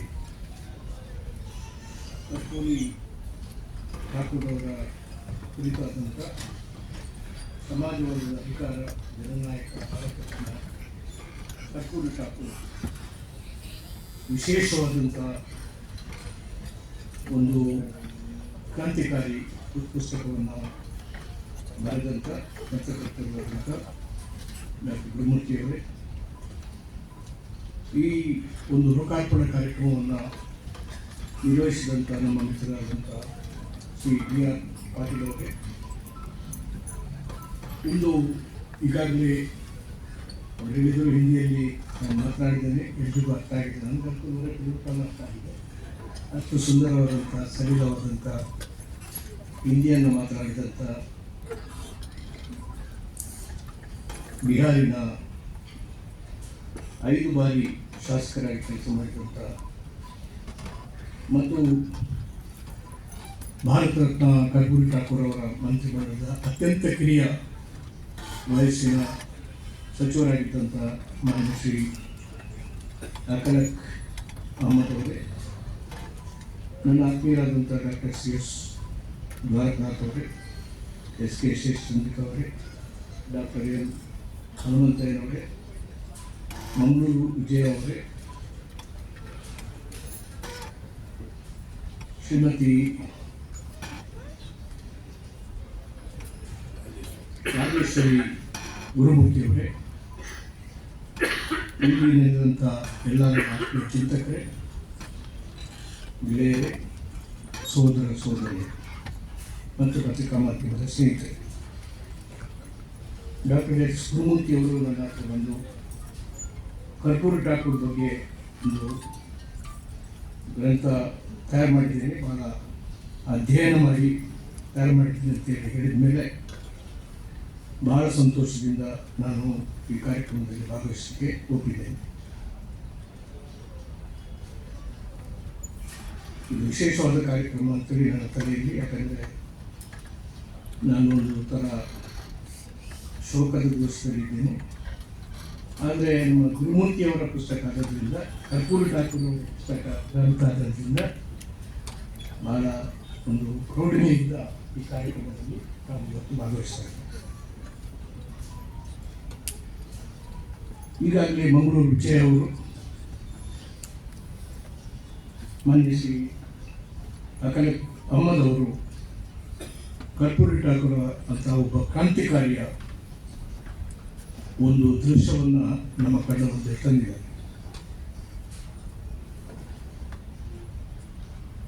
ಅದು ಎಷ್ಟು ರೋಮಾಂಚಕಾರಿ ಅಂತ ಕೇಳಿದರೆ, ಹಸುವೆಯ ಬಾಣಲೆಯಲ್ಲಿ ಸುಟ್ಟು ಕರಕಲಾಗಿ ಮತ್ತೆ ಜನಿಸಿದಂಥ ಒಬ್ಬ ಶ್ರೇಷ್ಠ ಕ್ರಾಂತಿವಾದಿ ಕರ್ಪೂರಿ ಠಾಕೂರ್ ಅವರ ಚರಿತ್ರೆ ನಾವು ಇವತ್ತು ಎಲ್ಲರೂ ಕೂಡ ತಿಳ್ಕೊಳ್ಬೇಕು. ಬಡತನದಲ್ಲಿ ಹುಟ್ಟಿದಂಥವರು, ಬೆಳೆದಂಥವರು, ಬಡತನದಲ್ಲಿ ಮರಣವನ್ನು ಕೂಡ ಅನುಭವಿಸಿದರು ಮತ್ತು ಬಹುಶಃ ಬದುಕಿನಲ್ಲಿ ಯಾವ ಸುಖವನ್ನು ಕಂಡಿರಲಿಕ್ಕಿಲ್ಲ. ಅಂಥ ಒಂದು ಸಮಾಜದಿಂದ ಹುಟ್ಟಿ ಬೆಳೆದು ಅಧಿಕಾರವನ್ನು ಅನುಭವಿಸುವ ಬದ್ಧ ನಾನು ಮುಖ್ಯಮಂತ್ರಿಯಾಗಿ ಕ್ಯಾಪಿಟೇಷನ್ ಪೀಸ್ ಲಾಬಿ ವಿರುದ್ಧ CAT ಮಾಡಿದಾಗ ಎಲ್ಲ ಬಸ್ಸುಗಳಲ್ಲಿ ಬರೀತಾ ಇತ್ತು ನನ್ನ ಜಾತಿ ಹೇಳಿ, ಆ ಭಾಷೆ ನಾನು ಎಲ್ಲ ಜಾತಿ ಹೇಳಿ ಎಲ್ಲ ಬಸ್ಗಳಲ್ಲಿ, KSRT ಬಸ್ಗಳಲ್ಲಿ, BTSನಲ್ಲಿ ಎಲ್ಲ ಬರೆದು, ಬಹುಶಃ ಅವರು ತಿಳ್ಕೊಂಡಿರ್ಬೇಕು. ಅದು ಬರೆದ ಕೂಡಲೇ ನಾವು ಹೆದರಿ ಓಡಿ ಹೋಗ್ತೇವೆ. ನಮಗೆ ಹೆಚ್ಚು ಧೈರ್ಯ ಬಂತು. ವೈದ್ಯಕೀಯ ಕ್ಯಾಪಿಟೇಷನ್ ಲಾಬಿ ವಿರುದ್ಧ ಒಂದು ತಾರ್ಕಿಕವಾದ ನಿರ್ಣಯ ಸುಪ್ರೀಂ ಕೋರ್ಟ್ನಲ್ಲಿ ಕೂಡ ನಮ್ಮ ಪರವಾಗಿ ಬಂತು. ಆಮೇಲೆ ಮದ್ಯದ ಲಾಬಿ ಎಲ್ಲ ತಗೊಂಡೆ, ಬಾಟ್ಲಿಂಗ್ ಕಾಂಟ್ರಾಕ್ಟ್ ಇತ್ತು ಅವಾಗ. ಇದರಿಂದ ಧೈರ್ಯ ಹೆಚ್ಚು ಬಂತು ಹೊರತು ಇದು ಕಡಿಮೆ ಆಗಲಿಲ್ಲ. ಅವ್ರು ತಿಳ್ಕೊಂಡ್ರು ಇದೆಲ್ಲ ಸ್ವಲ್ಪ ಇದೆಲ್ಲ ಏನೇನು ಬರೆದ್ರೆ ರಸ್ತೆಯಲ್ಲಿ, ಗೋಡೆಯಲ್ಲಿ, ಬಸ್ನಲ್ಲಿ ಬರೆದ್ರೆ ಮೂಲಿದ್ದು ಧೈರ್ಯ ಕುಂದು ಹೋಗ್ತದೆ. ಆದ್ದರಿಂದ ಏನೋ ಸಾಧನೆ ಮಾಡ್ತೇವೆ ಅಂತೇಳಿ ನಾನು ಹೊರಟಿದೆ. ಆ ಸಂದರ್ಭದಲ್ಲಿ ಗೊತ್ತಿರ್ಬೋದು. ನಾನು I took upon the liquor lobby. I fought successfully and succeeded. Innೊಂದು lobby, the corruption. I took up the corruption lobby, took upon myself. ಅದನ್ನು ನಿಗ್ರಹ ಮಾಡತಕ್ಕಂಥ ನಮ್ಮ ಕಾಲದಲ್ಲಿ ಆಯಿತು. ಅದಕ್ಕೂ I took a very bold step. First day I took over as a chief minister, I suspended the chief secretary. ಇದನ್ನು ಯಾಕೆ ಹೇಳ್ತಾ ಇದ್ದೀನಿ ಅಂತ ಹೇಳಿದ್ರೆ, ಇಂಥ ಕಠಿಣ ಕೆಲಸವನ್ನು ಮಾಡಿದರೆ ಬಹಳ ಕಠಿಣವಾದಂಥ ಬದುಕನ್ನು ಕೂಡ ಸಾಗಬೇಕು. ಯಾಕಂದರೆ ಸುಲಭವಾಗಿ ಇರೋದಿಲ್ಲ ಅದೆಲ್ಲ. ಅಂಥ ಒಬ್ಬ ಮಹಾಪುರುಷ, ಕ್ರಾಂತಿಕಾರಿ ಕರ್ಪೂರಿ ಠಾಕೂರ್ ಅವರ ಈ ಪುಸ್ತಕವನ್ನು ಬರೀಬೇಕು ಅಂತೇಳಿ ಅವರು ಅದನ್ನು ತಂದಾಗ ನಾನು ಅದು ಬಿಡುಗಡೆ ಸಂದರ್ಭ ಬರಲೇಬೇಕು ಅಂತೇಳಿ ನಾನು ಮನೆಯಲ್ಲಿ ಹೇಳಿದೆ. ಏನಿದ್ರು ಯಾವ ಶೋಕ ಇದ್ದರೂ ಕೂಡ ನಮ್ಮ ಗುರುಮೂರ್ತಿಯವರ ಈ ಅದ್ಭುತವಾದಂಥ ಗ್ರಂಥ ಬಿಡುಗಡೆಯ ಸಂದರ್ಭದಲ್ಲಿ ಭಾಗವಹಿಸಬೇಕಿದ್ದೇನೆ ಅಂತೇಳಿ ನಾನು ಅದಕ್ಕಾಗಿ ಬಂದೆ. ಅವರೊಂದು ಇದರಲ್ಲಿ ಹೇಳಿದೆ, ಯಾಕಂದರೆ ಲೋಹಿಯಾರವರು ಒಮ್ಮೆ ಒಬ್ಬ ಹೆಣ್ಣು ಮಗಳು ಸುಡುವ ಬಿಸಿಲಲ್ಲಿ ಕೂತು ತಲೆ ಮೇಲೆ ಸೆರಗು ಹೊತ್ತು ಜಲ್ಲಿಕಲ್ಲಿ ಹೊಡಿತಾ ಇರ್ತಾಳೆ. ಅದನ್ನು ನೋಡಿ ಅವ್ರಿಗೆ ಮುಂದಿನ ಚುನಾವಣೆಯಲ್ಲಿ ಟಿಕೆಟ್ ಕೊಡಬೇಕು SMBಗೆ ಅಂತ ಹೇಳಿದಾಗ ಅದು ಮಾಡಿ ನನ್ನ ಜೀವನದಲ್ಲಿ ಕೂಡ ನಾವೇ ಸ್ವತಃ ಜಲ್ಲಿ ಹೊಡೆದು ಜೀವನ ಮಾಡಿದ್ರು, ಪ್ರಾರಂಭ ಮಾಡಿದ್ರು ಚಿಕ್ಕ ಇಪ್ಪತ್ತು. ಅದರಲ್ಲಿ ನಾನು ಕೂಡ ಒಮ್ಮೆ ಈ ಟಿಕೆಟ್ ಕೊಡುವಾಗ ಬಾಗೇಪಲ್ಲಿಯಲ್ಲಿ ಒಬ್ಬರು ಡಾಕ್ಟರ್ ನಾರಾಯಣ ಸ್ವಾಮಿ ಅಂತ ಹೇಳಿದ್ರು, ಸವಿತಾ ಸಮಾಜದವರು. ಅವರಿಗೆ ಟಿಕೆಟ್ ಕೊಡಬೇಕು ಅಂತ ಅಂದಾಜು ಮಾಡಿ ಆದರೆ ಇಡೀ ಆಗ ಕೋಲಾರ ಮತ್ತು ಚಿಕ್ಕಬಳ್ಳಾಪುರ ಜಿಲ್ಲೆ ಒಂದಾಗಿತ್ತು. ಎಲ್ಲ ಹೇಳಿದ್ರು ಇದೊಂದು ಸೋಲ್ತಾರೆ, ಮಾಡಬೇಡಿ ಅಂತ. ನಾನು ಹೇಳಿದರೆ ಈ ಸೋತ ಕೇಸು ನನಗೆ, ನನ್ನ ಅಕೌಂಟಿಗೆ, ಎಲ್ಲ ಬಾಕಿದ್ದೆಲ್ಲ ಗೆಲ್ತೀರಲ್ಲ ಅದು ನಿಮ್ಮ ಅಕೌಂಟಿಗೆ ಇರ್ತದೆ ಅಂತ ಹೇಳಿ ಕೊಟ್ಟಾಗ ಆ ಕೋಲಾರ ಜಿಲ್ಲೆ ಮತ್ತು ಚಿಕ್ಕಬಳ್ಳಾಪುರ ಜಿಲ್ಲೆ ಆ ಬಾರಿ ಗೆದ್ದದ್ದು ಯಾರು ಅಂದರೆ ಡಾಕ್ಟರ್ ನಾರಾಯಣ ಸ್ವಾಮಿ ಮಾತ್ರ. ಎಲ್ಲರೂ ಇಂಥ ಭಾಳ ಎಕ್ಸ್ಪೆರಿಮೆಂಟ್ಗಳನ್ನು ನಾವು ಮಾಡಿದ್ದೇವೆ. ಯಾಕಂತ ಹೇಳಿದ್ರೆ ಸಮಾಜವನ್ನು ಎದುರಿಸಬೇಕಾಗ್ತದೆ. ಈಗಾಗಲೇ ನಮ್ಮ ವಿಜಯ್ ಅವರು ಹೇಳಿದ ಪ್ರಕಾರ ಜಾತಿ ವ್ಯವಸ್ಥೆ, ಲಿಂಗ ತಾರತಮ್ಯ ಇದು ಎಲ್ಲಿವರೆಗೆ ಹೋಗೋದಿಲ್ಲ ಅಲ್ಲಿವರೆಗೆ ದೇಶದ ಬಡತನ ಹೋಗುದು. ಇವೆಷ್ಟೇ ಕಾರ್ಯಕ್ರಮಗಳನ್ನು ಹಾಕಿ ಅದು ಹೋಗುವುದಿಲ್ಲ. ಆದ್ದರಿಂದ ಇದರಲ್ಲಿ ಹೇಗೆ ಹೋಗುವುದು ಅಂತೇಳಿ ಒಂದು ವೈಜ್ಞಾನಿಕವಾದಂಥ ಒಂದು ಸರ್ಜರಿ ನಮ್ಮಲ್ಲಿ ಬೇಕಾಗ್ತದೆ. ಅದು ಭಾಳ ಜೋರಾಗಿ ಮಾಡಬೇಕಾಗ್ತದೆ. ಅದಕ್ಕಾಗಿ ಇವತ್ತು ಕಾಸ್ಟ್ ಸೆನ್ಸಸ್ ಮಾಡಬೇಕು ಅಂತ ಅದನ್ನು ನಿಲ್ಲಿಸಿದ್ದಾರೆ. ಈ ಬಾರಿ ಕಾಸ್ಟ್ ಸೆನ್ಸಸ್ ನಡೀತಾನೆ ಇಲ್ಲ, ಸರ್ವೆ ನಡೀತಾ ಇಲ್ಲ. ಎಲ್ಲ ಕಾಲದಲ್ಲಿ ಕೂಡ caste census, even United States ಅದರ ಆರ್ಟಿಕಲ್ನಲ್ಲಿ ಕೂಡ ಕಾಸ್ಟ್ ಸೆನ್ಸಸ್ ಮಾಡಬೇಕು ಅಂತೇಳಿ ಅಲ್ವಾ. ಅಕ್ಬರ್ನ ಕಾಲದಲ್ಲಿ ಕೂಡ ಕಾಸ್ಟ್ ಸೆನ್ಸಸ್ ನಡೀತಾ ಇತ್ತು, ಎಲ್ಲ ಕಾಲದಲ್ಲಿ ನಡೀತಾ ಇತ್ತು. ಈಗ ಅದು ಅವೈಜ್ಞಾನಿಕ. ನಾವು ದಿನ ಹೋದಂತೆ ನಿರಕ್ಷರ ಕುಕ್ಷಿಗಳಾಗಿ ಆಗ್ತಾ ಇದೆ ಹೊರತು ಸಾಕ್ಷರತೆ ನಾವು ಪ್ರಜ್ಞೆ ನಮ್ಮಲ್ಲಿ ಇರುತ್ತದೆ. ಇದು ಸ್ಪಷ್ಟವಾಗಿ ತಿಳಿಬೇಕಾಗ್ತದೆ. ಈಗ ಇವತ್ತು ನಮ್ಮ ಹ್ಯಾಪಿನೆಸ್ ಇಂಡೆಕ್ಸ್ನಲ್ಲಿ, ಜಗತ್ತಿನ ಒಂದು ಇಂಡೆಕ್ಸ್ ಇದೆ, ಹ್ಯಾಪಿನೆಸ್ ಇಂಡೆಕ್ಸ್ ಅಂತೇಳಿ, 136 ರಾಷ್ಟ್ರಗಳಲ್ಲಿ ನಮ್ಮ ಸಂಖ್ಯೆ ಎಷ್ಟು ಅಂತೇಳಿ 126. ಅದು ಬೇರೆ ಯಾವ ವಿಧಾನದಿಂದಲೂ ಕೂಡ ನೀವು ಹ್ಯಾಪಿನೆಸ್ ಕ್ರಿಯೇಟ್ ಮಾಡಲಿಕ್ಕಾಗಲಿಲ್ಲ. ಯಾಕಂದ್ರೆ ಎಲ್ಲಿವರೆಗೆ ಈ ಜಾತಿ ವ್ಯವಸ್ಥೆ ಇರ್ತದೆ, ವಿಜಯ್ ಅವರು ಹೇಳಿದ ಹಾಗೆ ಲಿಂಗ ತಾರತಮ್ಯ ಇರ್ತದೆ, ಅಲ್ಲಿವರೆಗೆ ವಿಲ್ ಬಿ ದಿ ಮೋಸ್ಟ್ ಅನ್ಯಾಯಿಕ.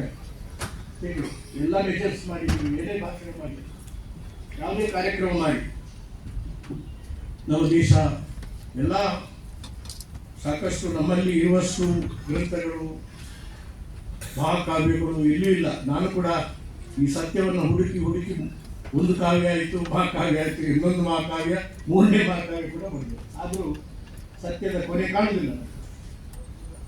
ಅದು ಹುಡುಕ್ತಾ ಇರಬೇಕಾಗ್ತದೆ.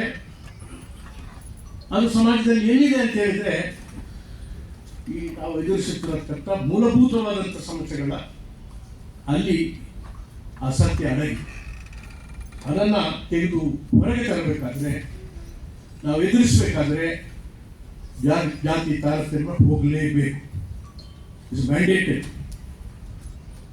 ಇದರಲ್ಲಿ ನಾವು ಬರೀ ಕಾಸ್ಮೆಟಿಕ್ ಸರ್ಜರಿ ಸಾಲದು, ಅದಕ್ಕೆ ಸರ್ಜಿಕಲ್ ದೊಡ್ಡ ಸರ್ಜರಿ ನಡೀಬೇಕಾಗ್ತದೆ.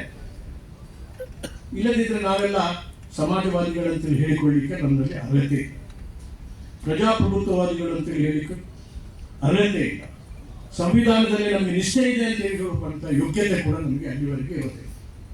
ಆದ್ದರಿಂದ ಇಂಥ ಒಂದು ವಿಚಾರಗಳನ್ನೇ ನಮ್ಮ ಕರ್ಪೂರಿ ಠಾಕೂರ್ ಅವರು ಅದಕ್ಕಾಗಿ ಒಂದು ಹೋರಾಟವನ್ನು ಕೂಡ ಮಾಡಿದರು.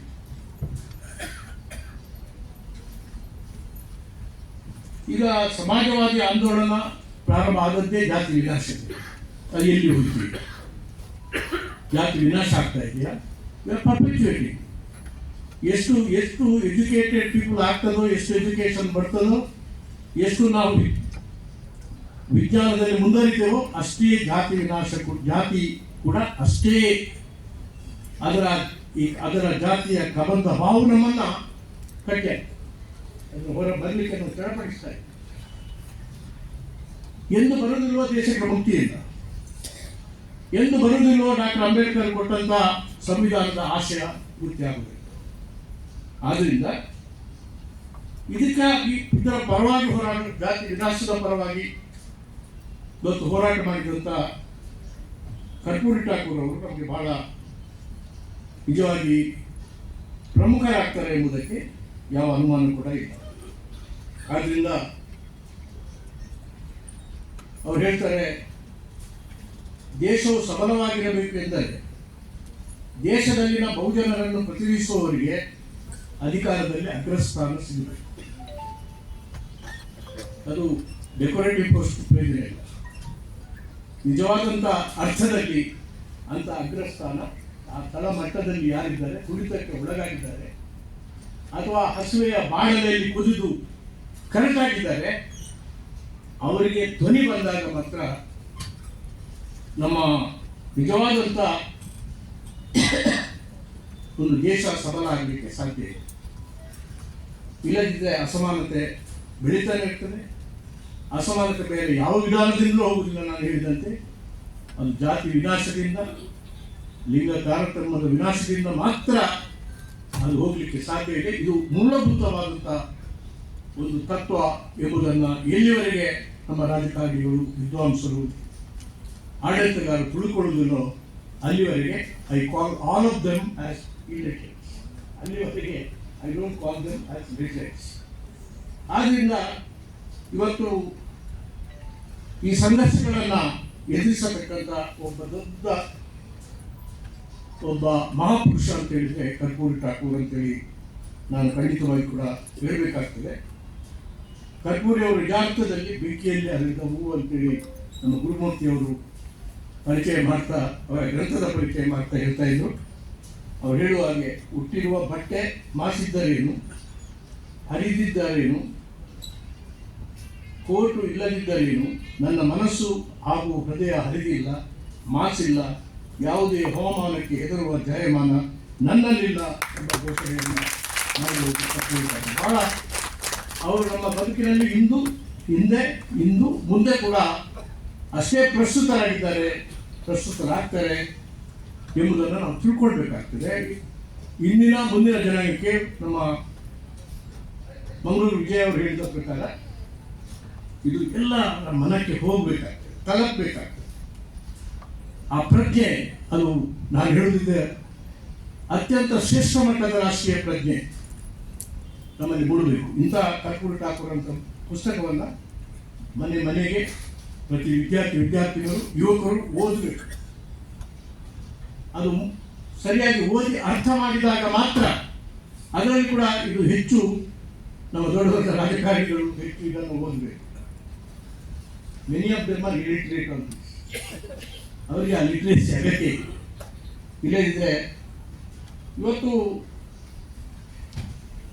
ನಾರ್ಮನ್ ಮೆಕೆನ್ಸಿ ಅವರು socialism means different things to different people. ಅವ್ರು ಹೇಳ್ತಾರೆ, E.M. ಜೋಲ್ ಅವರು ಹೇಳ್ತಾರೆ, ಸಮಾಜವಾದ ತನ್ನ ರೂಪ ಕಳೆದುಕೊಂಡ ಟೊಪ್ಪಿಗೆ ಆಗಿದೆ. ಯಾಕೆಂದರೆ ಎಲ್ಲರೂ ಅದನ್ನು ಅನುಸರಿಸ್ತಾರೆ. ನಾವೆಲ್ಲರೂ ಕೂಡ ವಿ ಕಾಲ್ ಅವರ್ ಸೆಲ್ಫ್ಸ್ ಸಮಾಜವಾದಿಗಳು. ಐ ಕಮ್ ಫ್ರಮ್ ದಿ ಸಮಾಜವಾದಿ ಟ್ರೆಡಿಷನ್, ಲೆಗೆಸಿ ಎಲ್ಲ ಹೇಳ್ತಾರೆ. What the practice, how they live is totally different, oppose to that. ಆದ್ದರಿಂದ ಇವತ್ತು ಇಂಥ ಆಷಾಢ ಬುಡತನ ನಾವು ಬಿಡಬೇಕಾಗ್ತದೆ. 1929ರಲ್ಲಿ ಲಾಹೋರ್ ಅಧಿವೇಶನದಲ್ಲಿ ಜವಾಹರ್ಲಾಲ್ ನೆಹರು ಅವರು ಮಾತು ಹೇಳ್ತಾರೆ, ನಾನು ಸಮಾಜವಾದಿ ಹಾಗೂ ಪ್ರಜಾಪ್ರಭುತ್ವವಾದಿಯಾಗಿದ್ದೇನೆ. They are not oppose principles.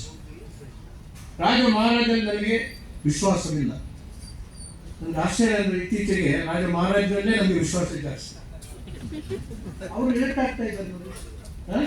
ಅವರು ಈಗಲೂ ರಾಜ ಮಹಾರಾಜರು, ಅವರು ವಂಶ ರಾಜ ಮಹಾರಾಜ, ಆಲ್ವೇಸ್ ರಾಜ ಮಹಾರಾಜ, ಈ ಥರ ಹನುಮಂತ ಹೇಳೋದೆ.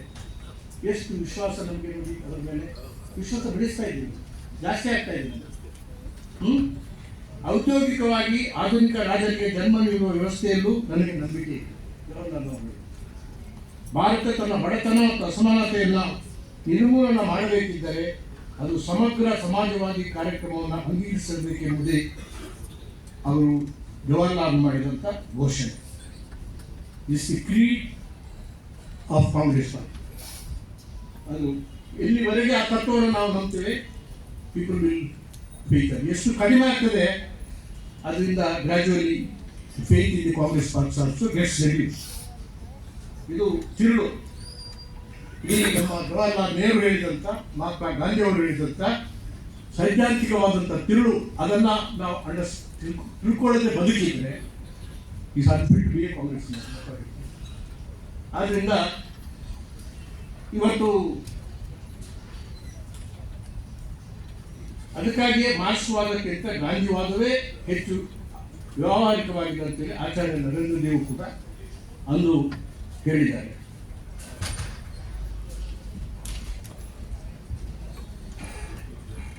ಆದ್ದರಿಂದ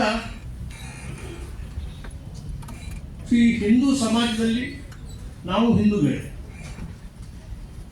ಆದರೆ ಎಲ್ಲಿವರೆಗೆ ಹಿಂದೂ ಸಮಾಜವನ್ನ ಜಾತಿ ವ್ಯವಸ್ಥೆ ಆವರಿಸಿಕೊಂಡಿರ್ತದೆ, ಆ ಬಂಧನಿಕೆಯಿಂದ ಎಷ್ಟುವರೆಗೆ ಬಿಡುಗಡೆ ಆಗುವುದಿಲ್ಲ, I don't want call myself unfit to be called. Hindu ಜಾತಿ ವ್ಯವಸ್ಥೆಯ ಸಿಂಬಲ್ ಅಲ್ಲ. ಇವತ್ತು ಒಂದು ವಿಚಾರ ನಾವು ಅರ್ಥ ಮಾಡಿಕೊಳ್ಬೇಕಾಗ್ತದೆ. ಯಾಕಂದರೆ ಬಹುಶಃ ನನಗೆ ಈಗಲೂ ನಾನು ಒಂದು ಪುಸ್ತಕ ಗ್ರಂಥ ಬರೀತಾ ಇದ್ದೀನಿ, ಹನುಮಂತಯ್ಯನವರು. ಹುಚ್ಚು ಬರೀದ್ರು ಹುಚ್ಚನ್ನು. ಈಗ ಅದು ಅಂದರೆ ವಿಶ್ವ ಸಂಸ್ಕೃತಿಯ ಮಹಾಯಾನ ಅಂತ. ವಾಸ್ತವವಾಗಿ ಲಾಸ್ಟ್ ಮಂತ್ ನೀವು ಬಂದಿದ್ದೀರಿ. ಇನ್ನೊಂದು ವಾಲ್ಯೂಮ್ ಮಾಡಿ ಮುಗಿಸ್ಬಿಡೋಣ ಅಂತ ಹೇಳಿದ್ರೆ ಆಗ್ತಾ ಇದೆ. ಅದು 5 ವಾಲ್ಯೂಮ್ ಆಗ್ತದೆ. ಈ ವರ್ಷ 2 ವಾಲ್ಯೂಮ್ ಆಗ್ತದೆ, ಬರುವ ವರ್ಷ 2 ವಾಲ್ಯೂಮ್, ಟೋಟಲ್ 5 ವಾಲ್ಯೂಮ್ಸ್. ಆ ಮೂಲ ನಾನು ಹುಡುಕಿದಾಗ ಇಂಡಿಯಾ ಅಂತೇಳಿ ಕಲ್ಪನೆ ಕೊಟ್ಟವರು ಯಾರು ಅಂತ ಹೇಳಿದ್ರೆ, ಯಾರು ಇಂಡಿಯಾ ಅಂತೇಳಿ ಕಲ್ಪನೆ ಕೊಟ್ಟವರು? ನಂದು ಮಹಾಪದ್ಮ ಅವರು ಕೊಟ್ಟದ್ದು. ಈ ಬಿಲಾಂಗ್ಸ್ ನಿಮ್ಮ ನಾಯಕ ಅಥವಾ ನಮ್ಮ ನಾಯಕ ಬಿಟ್ಟು ನಾವು ಅದನ್ನು ನೀವು ಸೇರಿಸ್ಕೊಳ್ತಾ ಇದ್ವಿ. ಈ gave the concept of India. ಇತಿಹಾಸ ನೀವು ಸ್ವಲ್ಪ ನೋಡಿ, ಅಧ್ಯಯನ ಮಾಡಿ. ಬಹುಶಃ ಆ ಡೈನಾಸ್ಟಿ ಇಲ್ಲದೆ ಇದ್ದರೆ ಅದು 325, 350, 250 ವರ್ಷಗಳ ಕಾಲ ಅವರು ಆಗಿದ್ದಾರೆ ದೇಶದಲ್ಲಿ. But for there presence, Buddhism ಮತ್ತು ಜೈನಿಸಂ ದೇಶದ ನೆಲದಲ್ಲಿ ಬೇರೂರ್ತಾನೆ ಇದೆ. ಅವರು ಜೈನಿಸಂ, ಬುದ್ಧಿಸಂ ಇವತ್ತೊಂದು ಜಾಗತಿಕ, ಬುದ್ಧಿಸಂ ಈಗ ಜಾಗತಿಕ ಒಂದು ಮತವಾಗಿ, ರಿಲಿಜನ್ ಆಗಿ ಇವತ್ತು ಬೆಳಿಬೇಕಾದ್ರೆ ಅದಕ್ಕೆ ನಂದ ಡೈನೆಸ್ಟಿ. ಆ ಡೈನೆಸ್ಟಿ ಬಾರದೇ ಇರ್ತಾ ಇದ್ರೆ ಅದಕ್ಕೆ ಇತಿಹಾಸಕಾರರು ಏನೇನೋ ಬಣ್ಣ ಹಾಕ್ತಾ ಇದ್ದಾರೆ. ಬಹಳ ಹಣವು ಬಂಗಾರ ಒಟ್ಟು ಮಾಡ್ತಾ ಇತ್ತ, ಸಮುದ್ರದರಿಯಲ್ಲಿ ಹಿಡಿತಾ, ಏನೇನೋ ಕಥೆಗಳನ್ನ. ಯಾಕಂದ್ರೆ ಬಡವರ ಮೇಲೆ ಅದೇ ಕಥೆಗಳು ಅಲ್ವಾ? ಬಡವರಾಗಿ ಹುಟ್ಟಿದ್ದೇ ಶಾಪ, ಅದರ ಮೇಲೆ ಈ ಕಥೆ. ಆದರೆ ಇಡೀ ಭಾರತದ ಕಲ್ಪನೆ ಕೊಟ್ಟವ ಆ ಡೈನೆಸ್ಟಿ, ನಂದ ಡೈನೆಸ್ಟಿ. ಬುದ್ಧ ಜೈನಿಸಂ ಈ ದೇಶದಲ್ಲಿ ಹುಟ್ಟಿದ್ದು, ಬೆಳೆದದ್ದು, ಪ್ರೋತ್ಸಾಹ ಸಿಕ್ಕಿದ್ದೇ ಆ ಡೈನೆಸ್ಟಿ. ಆಮೇಲೆ ಅವನತಿ ಕಂಡಿತು. ಆಮೇಲೆ ಚಾಣಕ್ಯ ಬಂದ, ಮತ್ತೆ ಎಲ್ಲ ಅವನತಿ ಕಂಡಿತು. ದೇಶದಲ್ಲಿ ಬೆಳೀಲಿಕ್ಕೆ ಬಿಡಲಿಲ್ಲ, ಸಫೋಕೇಟ್. ಅದು ಚೆನ್ನೈಗೆ ಓಡಿ ಹೋಗಬೇಕಾಗಿ ಬಂತು, ಸಿಲೋನಿಗೆ ಹೋಗಬೇಕಾಗಿ ಬಂತು, ಜಪಾನಿಗೆ ಹೋಗಬೇಕಾಗಿ ಬಂತು. ದೇಶದಿಂದ ಐ ಥಿಂಕ್ ನಾವು ಅದನ್ನು ಓಡಿಸಿದ್ವಿ. ಅದು ಇರ್ತಾ ಇದ್ರೆ ಜಾತಿನೇ ಇರ್ತಾ ಇದೆ. ಬೌದ್ಧ ತತ್ವ ಈ ದೇಶದಲ್ಲಿ ಅಥವಾ ಜೈನ ತತ್ವ ಅದು ಇರ್ತಾ ಇದ್ರೆ ಜಾತಿ ವ್ಯವಸ್ಥೆನೇ ಇರ್ತಾ ಇರಲಿಲ್ಲ, ಮೂಲೋತ್ಪಾಟನೆ ಆಗಿರೋದು. ಆ ವ್ಯವಸ್ಥೆ ನಮಗೆ ಸಹಿಸಲಿಕ್ಕಾಗಿಲ್ಲ. ಇಲ್ಲ, ನಾವು ಹಿಂದೂಗಳು ಅಂತೇಳಿ ಯಾವ ಹಿಂದೂಗಳು ಗೊತ್ತಾಗ್ತಾ ಇಲ್ಲ. ಈ ದೇಶದ ಹಿಂದೂಗಳು ಆಗಲಿಕ್ಕೆ ಸಾಧ್ಯ ಇಲ್ಲ, ಪರದೇಶದ ಹಿಂದೂಗಳಾಗಲಿಲ್ಲ. ಆದ್ರಿಂದ ಇವತ್ತು ಅಂಥ ವ್ಯವಸ್ಥೆಯನ್ನು ಜಾತಿ ವ್ಯವಸ್ಥೆಯನ್ನು ಸ್ವಾಮಿ ವಿವೇಕಾನಂದರು ಹೇಳ್ತಾರೆ, ಜಾತಿ ವ್ಯವಸ್ಥೆ ಅಂದರೆ ಅಸ್ಪೃಶ್ಯವಾದ ಆಗ್ತದೆ. ವಿವೇಕಾನಂದರನ್ನು ನಾವು ಯಾವುದಕ್ಕೆ ಕೋಟ್ ಮಾಡ್ತೀವಿ? ಸಂಪ್ರದಾಯ ಶರಣಾಗಲಿಕ್ಕೆ ನಾವು ಕೋಟ್ ಮಾಡ್ತೀವಿ. ಆದರೆ ಅವರೇ ಹೇಳಿದ್ದಾರೆ ಜಾತಿ ವ್ಯವಸ್ಥೆ ಅಸ್ಪೃಶ್ಯವಾದ ಅಂತೇಳಿ. ಅದನ್ನಾದರೂ ಕೇಳಿ ನಾವು ಈ ಜಾತಿ ವಿರುದ್ಧ ನಾವೆಲ್ಲ ಕೆಲಸ ಮಾಡಬೇಕಾಗ್ತದೆ. ಆದ್ದರಿಂದ ಇವತ್ತು ವ್ಯಕ್ತಿಯ ಘನತೆ ಹಾಗೂ ನಿಕೃಷ್ಟತೆ ತನ್ನ ಕರ್ಮಗಳಿಗೆ ಅನುಗುಣವಾಗಿ ಅವನ ಜನನ ಜಾತಿ ಪದ್ಧತಿ ಆಧಾರದಲ್ಲಿ ನಿರ್ಧರಿಸಿಕೊಳ್ಳುತ್ತದೆ. ಈ ವ್ಯವಸ್ಥೆಯ ಪಲ್ಲಕ್ಕಿಯಲ್ಲಿ ಕೂತ ಮೇಲ್ವರ್ಗದವನು ಇತರರೆಲ್ಲರನ್ನೂ ತನ್ನ ಅಡಿಯಾಳಾಗಿ ನಡೆಸಿಕೊಳ್ಳುತ್ತದೆ. ಈ ಪೈಕಿ ಕೆಲವರನ್ನು ಮುಟ್ಟಿದರೆ ಬಯಲಿಗೆ ಆಗುತ್ತದೆ ಎಂಬ ಭಾವಿಸಿದೆ. ಈ ಹೀನಾಯವಾದ ವರ್ಣ ವ್ಯವಸ್ಥೆ, ಜಾತಿ ವ್ಯವಸ್ಥೆ ವಿರುದ್ಧ ಗಾಂಧೀಜಿಯಿಂದ ಪ್ರೇರಿತರಾಗಿದ್ದಂಥ ಸಮಾಜವಾದಿಗಳು ಸಂಘಟಿತ ಆಂದೋಲನ ರೂಪಿಸಿ ಕಂಟಿನ್ಯೂ ಮಾಡಿ. ನಾನು ಹೇಳುತ್ತಿದ್ದೆ, ನಮ್ಮ ಕಾಂಗ್ರೆಸ್ ಅವರು ಆಂದೋಲನವನ್ನು ಕೈಗೆತ್ತಿಕೊಂಡರು. ಅದು ಗಾಂಧೀಜಿಯ ಆಂದೋಲನ, ಅದು ವಿವೇಕಾನಂದರ ಆಂದೋಲನ.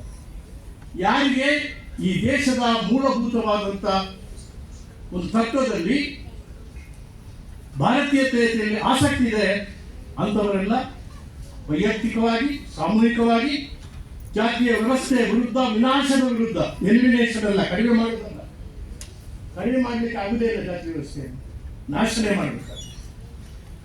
ಆದ್ದರಿಂದ ಇವತ್ತು ಆ ಕೆಲಸ ಆಗಬೇಕಾಗ್ತದೆ. ಅವರು ಆದ್ದರಿಂದ ಇವತ್ತು ಜಾತಿ ವ್ಯವಸ್ಥೆ ಅದು ಯಾವುದೇ ಒಂದು ವರ್ಗದ ವಿರುದ್ಧವಾದಂಥ ಹೋರಾಟ ಅಲ್ಲ, ಅದು ಯಾವುದೋ ಒಂದು ವರ್ಗ ಅಲ್ಲ. ಆದ್ದರಿಂದ ಇವತ್ತು ಇಂಥ ಒಬ್ಬ ಮಹಾಪುರುಷ, ಇಂಥ ಒಬ್ಬ ಕ್ರಾಂತಿಕಾರಿ ಜನನಾಯಕ ಭಾರತ ರತ್ನ ಕರ್ಪೂರಿ ಠಾಕೂರ್ ಅವರ ಪುಸ್ತಕವನ್ನು ಅಷ್ಟು ಚೆನ್ನಾಗಿ ನಮ್ಮ ಗುರುಮೂರ್ತಿಯವರು ಮಾಡಿದ್ದಾರೆ. ಗುರುಮೂರ್ತಿಯವರು ನನಗೆ ಬಹಳಷ್ಟು ಪರಿಚಯ ಅವರು. ನಾನು ಎಜುಕೇಷನ್ ಮಿನಿಸ್ಟರ್ ಆಗಿ ಅಧಿಕಾರ ತೆಗೆದುಕೊಂಡ ಕೂಡಲೇ ಅವರಲ್ಲಿ ಡೈರೆಕ್ಟರೇಟ್ನಲ್ಲಿದ್ದರು ಬಹುಶಃ. ಆಗ ಆರ್ ಸಿ ಕಾಲೇಜು ನಿಮ್ಗೆ ಗೊತ್ತಿರ್ಬೋದು. ಆರ್ ಸಿ ಕಾಲೇಜು ಅಲ್ಲಿ ಪರೀಕ್ಷೆಗೆ ಬಂದಾಗ ಯಾವ ಹೋಟ್ಲಲ್ಲಿ ಕೂತ್ಕೊಂಡು ಯಾವುದೋ ಒಂದು ಏನು ಗೊತ್ತಿಲ್ಲ, ಹೋಟ್ಲಲ್ಲಿ ಕೂತ್ಕೊಂಡು ಅಲ್ಲಿ ಉತ್ತರ ಬರೀ ದೇವರ ಪ್ರೊಫೆಷನಲ್ ಕನಿಷ್ಕ ಹೋಟೆಲ್ ಯಾವುದೋ ಒಂದು ಹೋಟೆಲ್. ಅಲ್ಲಿ ಇಲ್ಲಿ ಮಕ್ಕಳು ಏನು ಕ್ಲಾಸಿಗೆ ಬರಬೇಕಾಗಿಲ್ಲ, ಆಬ್ಸೆಂಟ್ ಆಗ್ತಾ ಇದ್ದು ಅಲ್ಲಿ ಪರೀಕ್ಷೆ ಉತ್ತರ ಅಲ್ಲಿ ಬರೀತಾ ಇದ್ರು. ನಮ್ಮ if I remember correctly doctor Gurumurthy ಅವರನ್ನು ಕಳಿಸಿದೆ. ನಾನು ಕಳಿಸಿದ ಮೇಲೆ ಅವ್ರಿಗೆ ಅವ್ರದ್ದು ಒಳ್ಳೆ ಪರ್ಸನಾಲಿಟಿ ಅಲ್ಲ, ಮತ್ತೆ ನೋಡುವಾಗ ಎಲ್ಲ ಬ್ಯಾಂಡೇಜ್ ವೆಯ್ಟ್ ಆದಮೇಲೆ ಇಲ್ಲಿ ಇವತ್ತು ಬ್ಯಾಂಡೇಜ್, ಕಾಲು ಕೈಯಾಲು ಎಲ್ಲ ಹೊಡೆದು ಪುಡಿ ಮಾಡಿಬಿಟ್ರು ಅಂತ. The boldest man I telling you. ಈಗ ಅದೇ ಆರ್ ಸಿ ಕಾಲೇಜಿಗೆ ಒಳ್ಳೆ ಕಾಲೇಜ್ ಆಗಿದೆ. ಹಿಂದೆ ಯಾವ ಆರ್ ಸಿ ಕಾಲೇಜ್ ವ್ಯವಸ್ಥೆ ಇತ್ತು ಈಗ ಗೊತ್ತಿಲ್ಲ ನನಗೆ. ಈಗ ಚೆನ್ನಾಗಿ ಅದು ಗೊತ್ತಿಲ್ಲ, ಅದಲ್ಲ ನಾನು ಹೇಳುದು. ಅಲ್ಲಿ ವ್ಯವಸ್ಥೆ ಗೂಂಡಾಗಿರಿ 100ಕ್ಕೆ 100 ಪಾಲು ಗೂಂಡಾಗಿರಿ. ಪರೀಕ್ಷೆ ಹೋಗ್ತಾನೆ ಇಲ್ಲ, ಕ್ಲಾಸ್ ಅಟೆಂಡ್ ಎಲ್ಲ. ಬ್ಯಾಂಗ್ಳೂರಿನ MLA ಕೂತ್ಕೊಂಡು ನಾನು ಮುಖ್ಯಮಂತ್ರಿ ಆಗಿದ್ದೆ. ಆವಾಗೆಲ್ಲ ಬಂದು ಪೊಲೀಸರ ಆ ಕಾಲೇಜ್ ಮುಚ್ಚಿ ಹೋಗ್ತದೆ ಅಂತ. ಪರವಾಗಿಲ್ಲ, ಮುಚ್ಚಿ ಹೋಗ್ಲಿ ಅಂತ ಹೇಳಿ, ಪರವಾಗಿಲ್ಲ ಮುಚ್ಚಿ ಹೋಗ್ಲಿ, ಅವರು ಬುದ್ಧಿ ಬರುವವರೆಗೆ ಬೇಕಾದ್ರೆ ಹೊರಗಡೆ ಇರಲಿ ಅಂತ ಹೇಳಿದ ಮೇಲೆ 1 ವರ್ಷ ಬಹುಶಃ ಮುಚ್ಚೋಯ್ತು ಅಲ್ಲ, 6 months ಆಮೇಲೆ ರಿಓಪನ್ ಆಯಿತು ಅಂತ. ಇವರು ಒಂಥರ ಈಸ್ ರೆವಲ್ಯೂಷನರಿ. ಯಾರು ನಮ್ಮ ಡಾಕ್ಟರ್ ಗುರುಮೂರ್ತಿ ಆ ಕೆಲಸ ಮಾಡಿದ್ರೆ ಅವ್ರಿಗೆ ಮೆಚ್ಚುಗಾಗಿ ನಾನು private secretary in my chief minister ಎಸ್ಟಾಬ್ಲಿಷ್ಮೆಂಟಲ್ಲಿ ತಗೊಂಡೆ.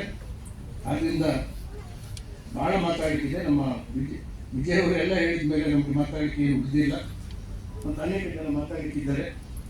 ಆದ್ದರಿಂದ ಕರ್ಪೂರಿ ಠಾಕೂರ್ ಏನು ದೊಡ್ಡ ಹೆಜ್ಜೆಯನ್ನು, ಕ್ರಾಂತಿಕಾರಿ ಹೆಜ್ಜೆಯನ್ನು ಮುಂದೆ ಇಟ್ಟು ಹೋದರು. ಅದರ ಎಳೆಯನ್ನು ಇಟ್ಕೊಂಡು ನಾವು ಮತ್ತೆ ಮುಂದುವರಿಸಿಕೊಂಡು ಈ ದೇಶದಲ್ಲಿ ಬರೀ ಬಾಯಿ ಮಾತಿನ ಸಮಾಜವಾದ ಬೇಡ, ಬರೀ ಬಾಯಿ ಮಾತಿನ ಸ್ಲೋಗನ್ಸ್ ಬೇಡ, ಬದುಕಿನಲ್ಲಿ ಯಥಾವತ್ತಾಗಿ ಜಾತಿ ವಿನಾಶದ ಬಗ್ಗೆ ಮತ್ತು ಲಿಂಗ ತಾರತಮ್ಯದ ಬಗ್ಗೆ ನಾವು ಸಂಕಲ್ಪವನ್ನು ಪ್ರತಿಜ್ಞೆಯನ್ನು ಪ್ರತಿಯೊಬ್ಬರೂ ಕೂಡ ಮಾಡಬೇಕಾದ್ದು. ಬಾಕಿ ಪ್ರತಿಜ್ಞೆ ಮುಖ್ಯ ಅಲ್ಲ. ಈ ಪ್ರತಿಜ್ಞೆನೇ ದೇಶಕ್ಕೆ ಬೇಕಾದಂಥ, ದೇಶದ ಪ್ರಜಾಪ್ರಭುತ್ವ ಬದುಕಿ ಉಳಿಬೇಕಾದ್ರೆ ಆ ಸಂಕಲ್ಪ, ಆ ಪ್ರತಿಜ್ಞೆ ನಾವೆಲ್ಲ ಮಾಡಬೇಕು ಅಂತೇಳಿ, ಆಗ ಮಾತ್ರ ಕರ್ಪೂರಿ ಠಾಕೂರ್ ಅವರ ಆತ್ಮಕ್ಕೆ ಶಾಂತಿ ದೊರಕಲಿಕ್ಕೆ ಸಾಧ್ಯ ಇದೆ ಅಂತೇಳಿ ಹೇಳಿ, ನನಗೆ ಈ ಸಂದರ್ಭದಲ್ಲಿ ಭಾಗವಹಿಸಲಿಕ್ಕೆ ಅವಕಾಶ ಕೊಟ್ಟಂಥ ಮೂರುಮೂರ್ತಿಯವರಿಗೆ, ಭವತಾರಿಣಿ ಪ್ರಕಾಶ್ನವರಿಗೆ ನನ್ನ ವಿಶೇಷವಾದಂಥ ವಂದನೆಗಳನ್ನು ತಿಳಿಸಿ, ಅಭಿನಂದನೆಗಳನ್ನು ತಿಳಿಸಿ ನನ್ನ ಮಾತುಗಳನ್ನು ಮುಗಿಸ್ತೇನೆ.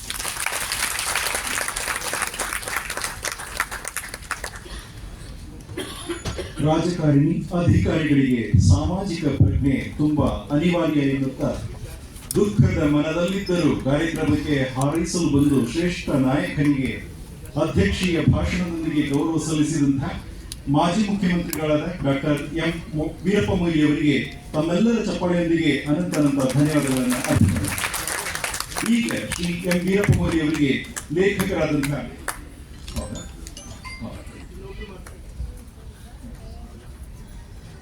ಈಗ ಮಾತನಾಡ್ತಾ ಇದ್ದಾರೆ. ಕಾರ್ಯಕ್ರಮವನ್ನ ಉದ್ಘಾಟಿಸಿ ಕರ್ಪೂರಿ ಠಾಕೂರ್ ಪುಸ್ತಕವನ್ನು ಬಿಡುಗಡೆ ಮಾಡಿದಂತಹ ಸನ್ಮಾನ್ಯ ಶಾಸಕರು, ಮುಖ್ಯಮಂತ್ರಿಗಳ ಸಲಹೆಗಾರರು ಆಗಿರುವಂತಹ ಶ್ರೀ ಬಿ ಆರ್ ಪಾಟೀಲ್ ಅವರು.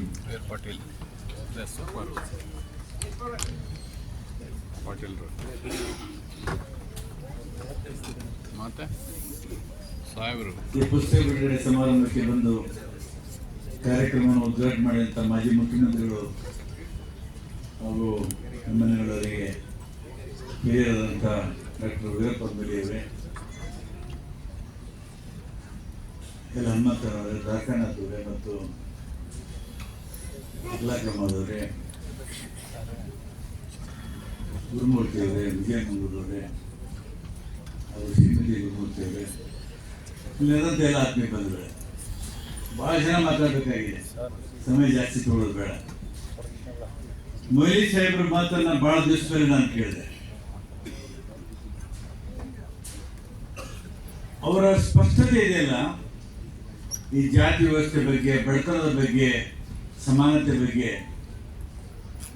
ಇಂಥ ಸ್ಪಷ್ಟತೆ ಇರುವಂತವ್ರು ಬಹಳ ಕಡಿಮೆ ಸರ್. ಇಂಥ ಜನ ಇದೆ. ಎಲ್ಲರೂ ಸಮಾಜವಾದಿ ಟೋಪಿ ಹಾಕೋತಾರೆ, ಯಾರು ಅಸಲಿ ಸಮಾಜವಾದಿಗಳು ಅಂತ ಗೊತ್ತಾಗ್ತಾ ಇಲ್ಲ. ಮುಂಬೈ ಅಧಿವೇಶನದಲ್ಲಿ ಬಿಜೆಪಿ ಹೇಳ್ಕೊಂಡ್ರು ನಾವು ಗಾಂಧಿ ಸಮಾಜವಾದವನ್ನು ಒಪ್ಕೊಂಡಿದ್ದೀವಿ ಅಂತ. ಗಾಂಧಿಯನ್ನು ಹೊಡೆದವರೇ ಗಾಂಧಿ ಸಮಾಜವಾದವನ್ನು ಒಪ್ಪಿಕೊಂಡ್ರು. ಈ ತರ ಗೊಂದಲವನ್ನ ಸೃಷ್ಟಿ ಮಾಡುವಂತ ಈ ಸಂದರ್ಭದಲ್ಲಿ ಡಾಕ್ಟರ್ ಗುರುಮೂರ್ತಿ ಅವರು ಈ ಪುಸ್ತಕವನ್ನ ಬರೆದು ಕರ್ಪೂರಿ ಠಾಕೂರ್ ಅವರ ಬದುಕು ಮತ್ತು ಅವರ ಒಂದು ನಿಲುವಿನ ಬಗ್ಗೆ ಬಹಳ ಚೆನ್ನಾಗಿ ಬಂದಿದ್ದಾರೆ. ಹಾಗಾಗಿ ಗುರುಮೂರ್ತಿ ಅವರಿಗೆ ನಾನು ಅಭಿನಂದಿಸ್ತೇನೆ. ಆದರೆ ಇವತ್ತು ಒಂದು ಮಾತನ್ನು ನಾನು ನೆನಪುಕೊಳ್ತೇನೆ.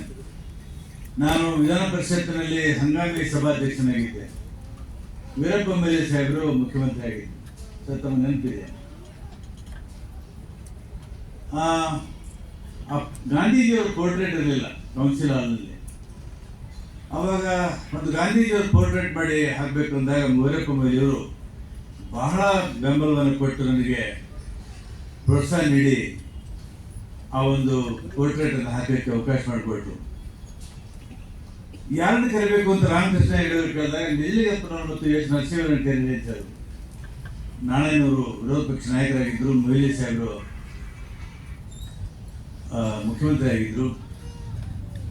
ಅವಾಗ ನಿಜಲಿಂಗಪ್ಪನವರಿಗೆ ಕರೆಸಬೇಕಾದ್ರೆ ಅವ್ರ ಹತ್ರ ಕಾರು ಇಲ್ಲ. ನಮ್ಗೆ ಗೊತ್ತೇ ಇಲ್ಲ ಕಾರ್ ಇದೆ ಅಂತ ನಾವು ಕರೆದ್ವಿ.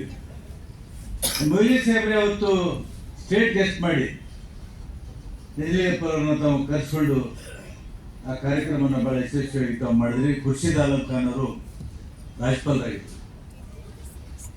ಇಂಥ ಸರಳ ಸಜ್ಜನಿಕೆ ಜನ ಕೂಡ ಅನೇಕ ಜನ ಇದ್ದಾರೆ, ಆದರೆ ಅವ್ರ ಇತಿಹಾಸದಲ್ಲಿ ಯಾರೂ ಉಳಿತಾ ಇಲ್ಲ. ಇವರನ್ನು ನೆನೆಸ್ಬೇಕಾಗಿದೆ.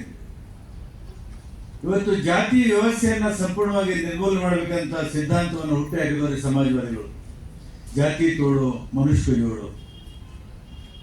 ಆದರೆ ಸಾಮ್ಯವಾದಿಗಳು ಕಮ್ಯುನಿಸ್ಟ್ ಮಾತಿಗೆ ಹೋಗ್ಲಿಲ್ಲ. ಜಾತಿ ವ್ಯವಸ್ಥೆ ಅದು ಬಹಳ ಪ್ರಮುಖವಾದಂತಲ್ಲ, ಆರ್ಥಿಕ ಸಮಾನತೆ ಬಂದರೆ ಎಲ್ಲ ಸರಿ ಹೋಗ್ತಾನೆ ಅಂತ ಮಾತನ್ನು ಹೇಳಿದ್ರು. ಆದರೆ 75 ವರ್ಷದ ನಂತರ ಕೂಡ ದೇಶದ ಹೊರಬೇಕು ಇವತ್ತು ಜಾತಿಯನ್ನು ಇವತ್ತು ಅವರಿಗೆ ಒಪ್ಪಿಗೆ ಆಗಿದೆ, ಇವತ್ತು ಅರಿವಿಗೆ ಬಂದಿದೆ. ಈ ಜಾತಿ ಅನ್ನುವಂಥ ಭಯಾನಕವಾದಂಥ ಈ ವಸ್ತು ಇದೆಯಲ್ಲ ಇದನ್ನ ಹುಟ್ಟಿ ಆಗಿರುವಂಥ ಜನ ಮತ್ತೆ ಜಾತಿಯನ್ನ ಬೇರೆ ರೂಪದಲ್ಲಿ ಈ ದೇಶದಲ್ಲಿ ತಂದು ಆಡಳಿತವನ್ನು ನಡೆಸಬೇಕನ್ನುವಂಥ ಒಂದು ಹುನ್ನಾರನ್ನು ಹೂಡಿದ್ದಾರೆ. ನಾವೆಲ್ಲರೂ ಇವತ್ತು ಬಹಳ ಯೋಚನೆ ಮಾಡಬೇಕಾಗಿದೆ. ಇವತ್ತೇನು ಮತ್ತೆ ಪುರೋಹಿತಶಾಹಿ ವ್ಯವಸ್ಥೆಯನ್ನು ದೇಶದಲ್ಲಿ ತಂದು ಮತ್ತೆ ಚಾತುರ್ವರ್ಣ ವ್ಯವಸ್ಥೆ ಕಡೆ ನಮ್ಮನ್ನು ತಳ್ಳಿ ಅವರ ಶ್ರೇಷ್ಠತೆಯನ್ನು ಮೆರಿಬೇಕಂತ ಪ್ರಯತ್ನ ಪಡ್ತಾ ಇದ್ದಲ್ಲ, ಅಂಥವ್ರ ವಿರುದ್ಧ ಲೋಹಿಯಾ, ಕರ್ಪೂರಿ ಠಾಕೂರ್, ಜಯಪ್ರಕಾಶ್ ಮತ್ತು ಆಚಾರ್ಯ ನರೇಂದ್ರ ದೇವ್ ಅವರ ದಾರಿಯಲ್ಲಿ ನಾವೆಲ್ಲರೂ ಹೋಗಲೇಬೇಕಾದಂಥ ಅನಿವಾರ್ಯತೆ ಇರೋದ್ರಿಂದ ಆ ಕೆಲಸವನ್ನು ನಾವು ನೀವು ವಿಚಾರ ಮಾಡೋಣ ಅಂತ ಹೇಳಿ ನಮ್ಮ ಮಾತನ್ನು ಮುಗಿಸ್ತೇನೆ.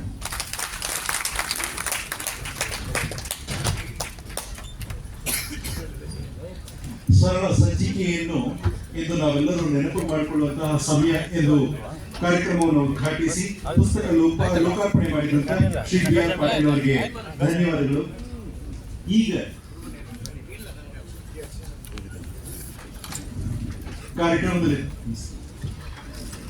ಕಾರ್ಯಕ್ರಮದ ಅಧ್ಯಕ್ಷತೆಯನ್ನ ವಹಿಸಿ ಇಷ್ಟು ಹೊತ್ತು ನಮ್ಮೊಂದಿಗಿದ್ದಂತಹ ಕರ್ನಾಟಕ ಸರ್ಕಾರದ ಮಾಜಿ ಮುಖ್ಯಮಂತ್ರಿಗಳಾದಂತಹ ಡಾಕ್ಟರ್ ಎಂ ವೀರಪ್ಪ ಮೊಯ್ಲಿ ಅವರಿಗೆ ತಮ್ಮೆಲ್ಲರ ಚಪ್ಪಾಳೆಯೊಂದಿಗೆ ಅನಂತ ಅನಂತ ವಂದನೆಗಳನ್ನ ಸಲ್ಲಿಸ್ತಾ ಇದ್ದೇವೆ. ಈಗ ಮುಂದಿನದಾಗಿ ಮಾತನಾಡ್ತಾ ಇದ್ದಾರೆ ಮುಖ್ಯ ಅತಿಥಿಗಳ ಭಾಷಣ. ಮೊದಲನೆಯದಾಗಿ ಮಾತನಾಡ್ತಿರೋದವರು ಲೇಖಕರು, ಅಂಕಣಕಾರರು, ಹಿರಿಯ ವಕೀಲರು, ಕರ್ನಾಟಕ ರಾಜ್ಯ ಹಿಂದುಳಿದ ಆಯೋಗದ ಮಾಜಿ ಅಧ್ಯಕ್ಷರು, ಅನಿಕೇತನ ಪ್ರಶಸ್ತಿ, doctor B R Ambedkar Mooknayak ಪ್ರಶಸ್ತಿಯ ಪುರಸ್ಕೃತರು ಆಗಿರುವಂತಹ ಡಾಕ್ಟರ್ ಸಿ ಎಸ್ ದ್ವಾರಕಾನಾಥ್ ಅವರು.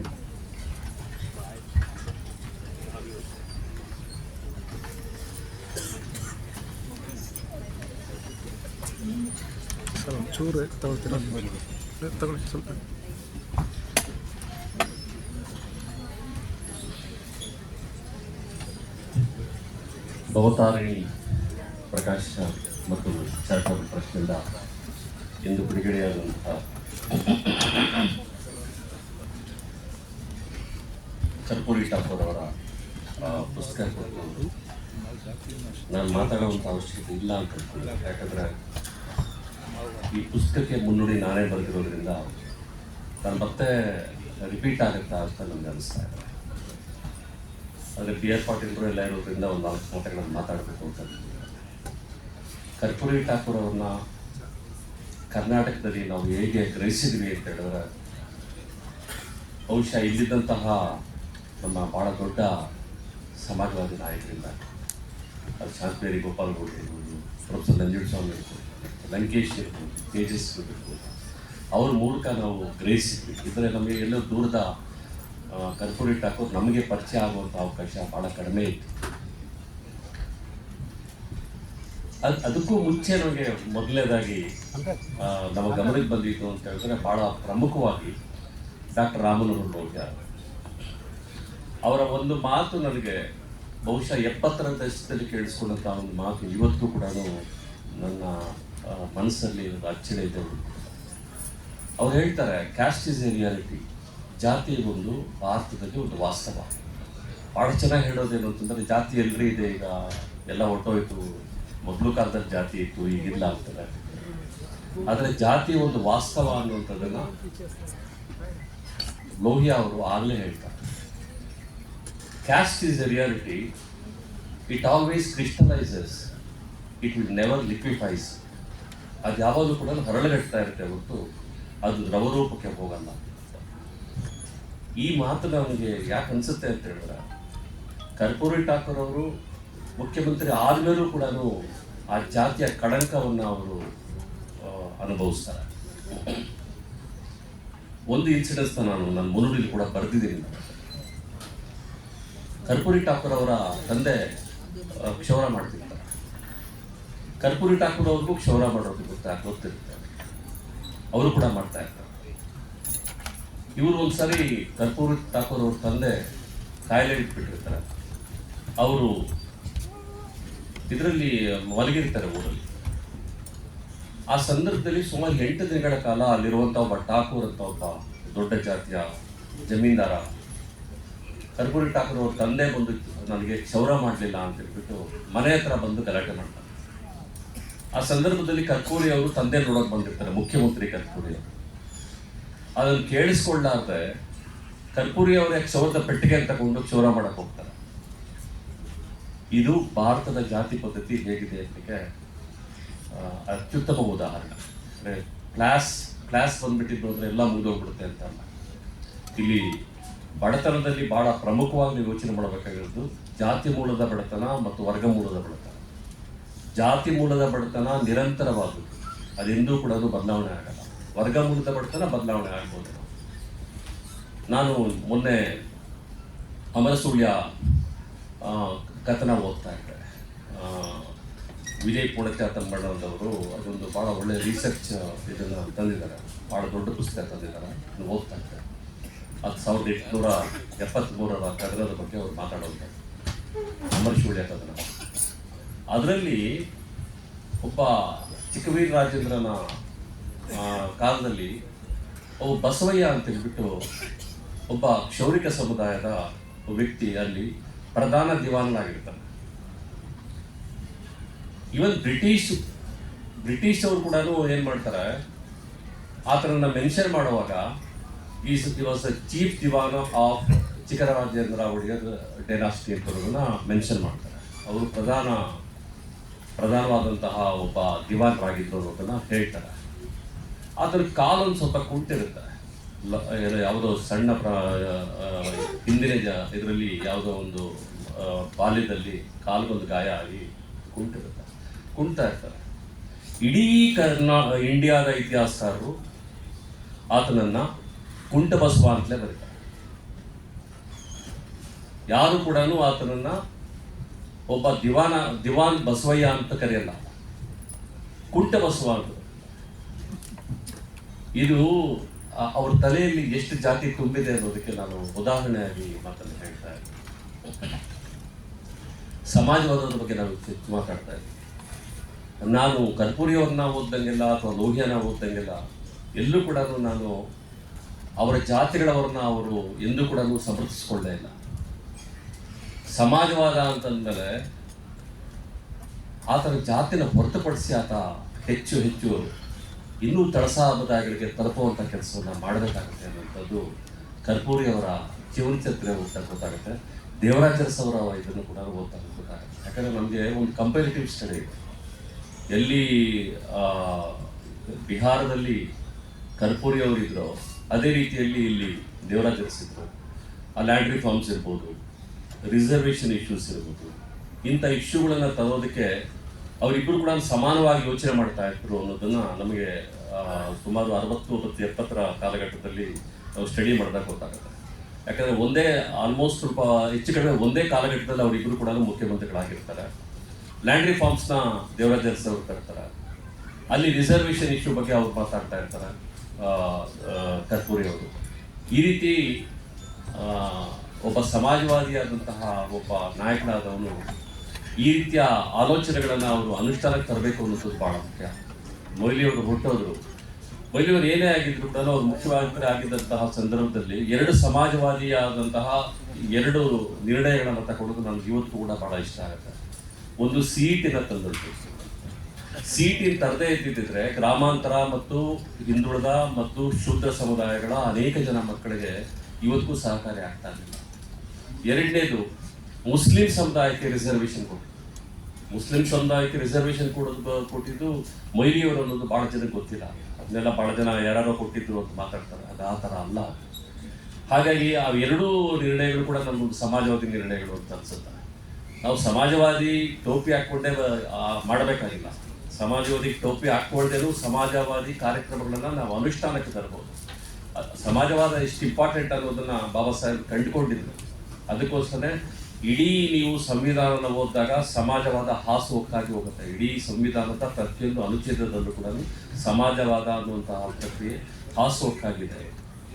ಹಾಗಾಗಿ ನನಗೆ ಬಾಬಾ ಸಾಹೇಬ್ ಅಂಬೇಡ್ಕರ್ ಇರ್ಬೋದು, ಡಾಕ್ಟರ್ ರಾಮಮನೋಹರ್ ಲೋಹಿಯಾ ಇರ್ಬೋದು, ನಮ್ಮ ಕರ್ಪೂರಿ ಠಾಕೂರ್ ಇರ್ಬೋದು, ದೇವರಾಜ ಅರಸ್ ಇರ್ಬೋದು, ಇವರೆಲ್ಲರೂ ಕೂಡ ಒಂದು ಪರಂಪರೆಯಾಗಿ ನಮಗೆ ಕಾಣಿಸ್ತಾರೆ, ಭಾಳ ಹತ್ತಿರ ಆಗ್ತಾರೆ.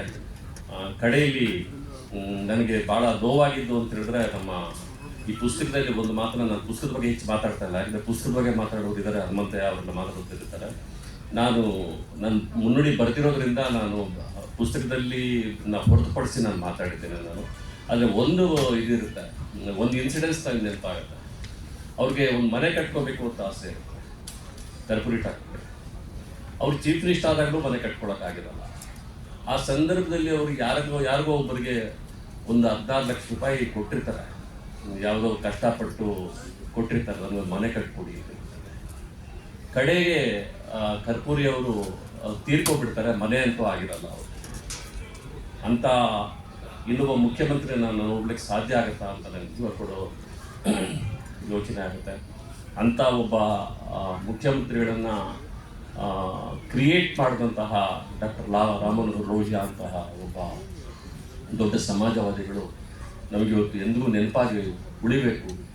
ಇವತ್ತು ಕೂಡ ನಾವು ಬಾಬಾ ಸಾಹೇಬ್ರನ್ನ ಮತ್ತು ಲೋಹಿಯಾ ಅವರನ್ನು ಹೊರತುಪಡಿಸಿ ನಾವು ಯಾವುದೂ ಸಮಾಜವಾದವನ್ನು ಮಾತಾಡಲಿಕ್ಕೆ ಸಾಧ್ಯವಿಲ್ಲ ಅಂತ ಹೇಳ್ತಾ ನನ್ನ ಮಾತುಗಳು ಮುಗಿಸ್ತಾ ಇದ್ದೀನಿ. ನಮಸ್ಕಾರ.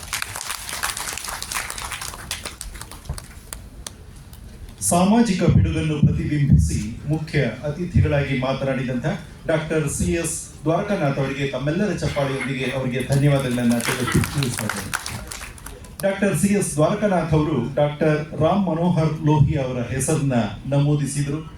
ಈಗ ಮಾತನಾಡ್ತಾ ಇದ್ದಾರೆ ಡಾಕ್ಟರ್ ರಾಮ್ ಮನೋಹರ್ ಲೋಹಿಯಾ ಅವರ ಬಗ್ಗೆ ಒಂದೆರಡು ವಿಷಯಗಳನ್ನ ಶ್ರೀ ಅಲಿಬಾಬಾ ಅವರು.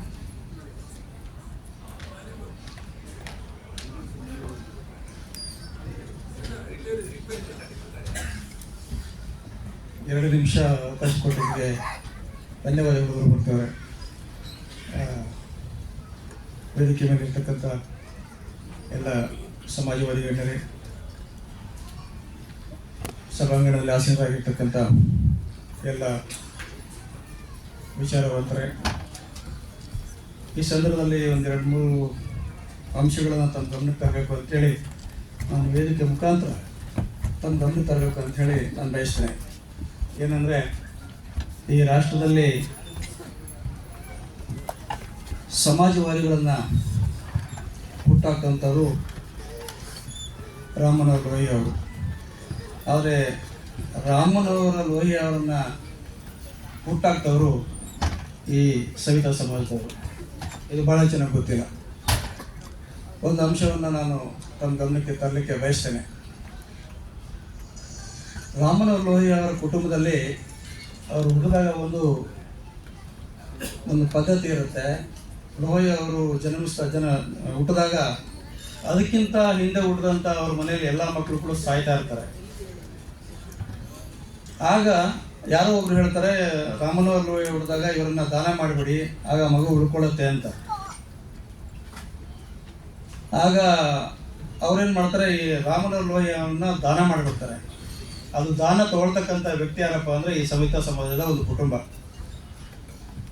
ದಾನ ಮಾಡಿ ಆ ನಂತರದಲ್ಲಿ ಮತ್ತೆ ಆ ಮಗುವನ್ನು ಒಂದು ಮೊರ ಭತ್ತದ ಕೊಟ್ಟು ಆ ಮಗುವನ್ನು ಮತ್ತೆ ದಾನ ಪಡಿತಾರೆ. ಆಗ ಮಾತ್ರ ಆ ಮಗು ಉಳಿಯುತ್ತೆ ಅಂತಕ್ಕಂಥ ಅದೊಂದು ಪ್ರತೀತಿ ಇರ್ತದೆ. ಆ ಒಂದು ನಂಬಿಕೆಯಲ್ಲಿ ಆ ಮಗುವನ್ನು ಉಳಿಸ್ಕೊಳ್ತಾರೆ. ನಂತರದಲ್ಲಿ ಒಂದು 2 ವರ್ಷದಲ್ಲೇ ರಾಮಮನೋಹರ್ ಲೋಹಿಯಾ ಅವ್ರ ತಾಯಿ ತೀರ್ಕೊಂಡ್ಬಿಡ್ತಾರೆ. ಆಮೇಲೆ ಅವರ ಅಜ್ಜಿ ಜೊತೆ ಆ ತಂದೆ ಜೊತೆ ಬೆಳೀತಾರೆ.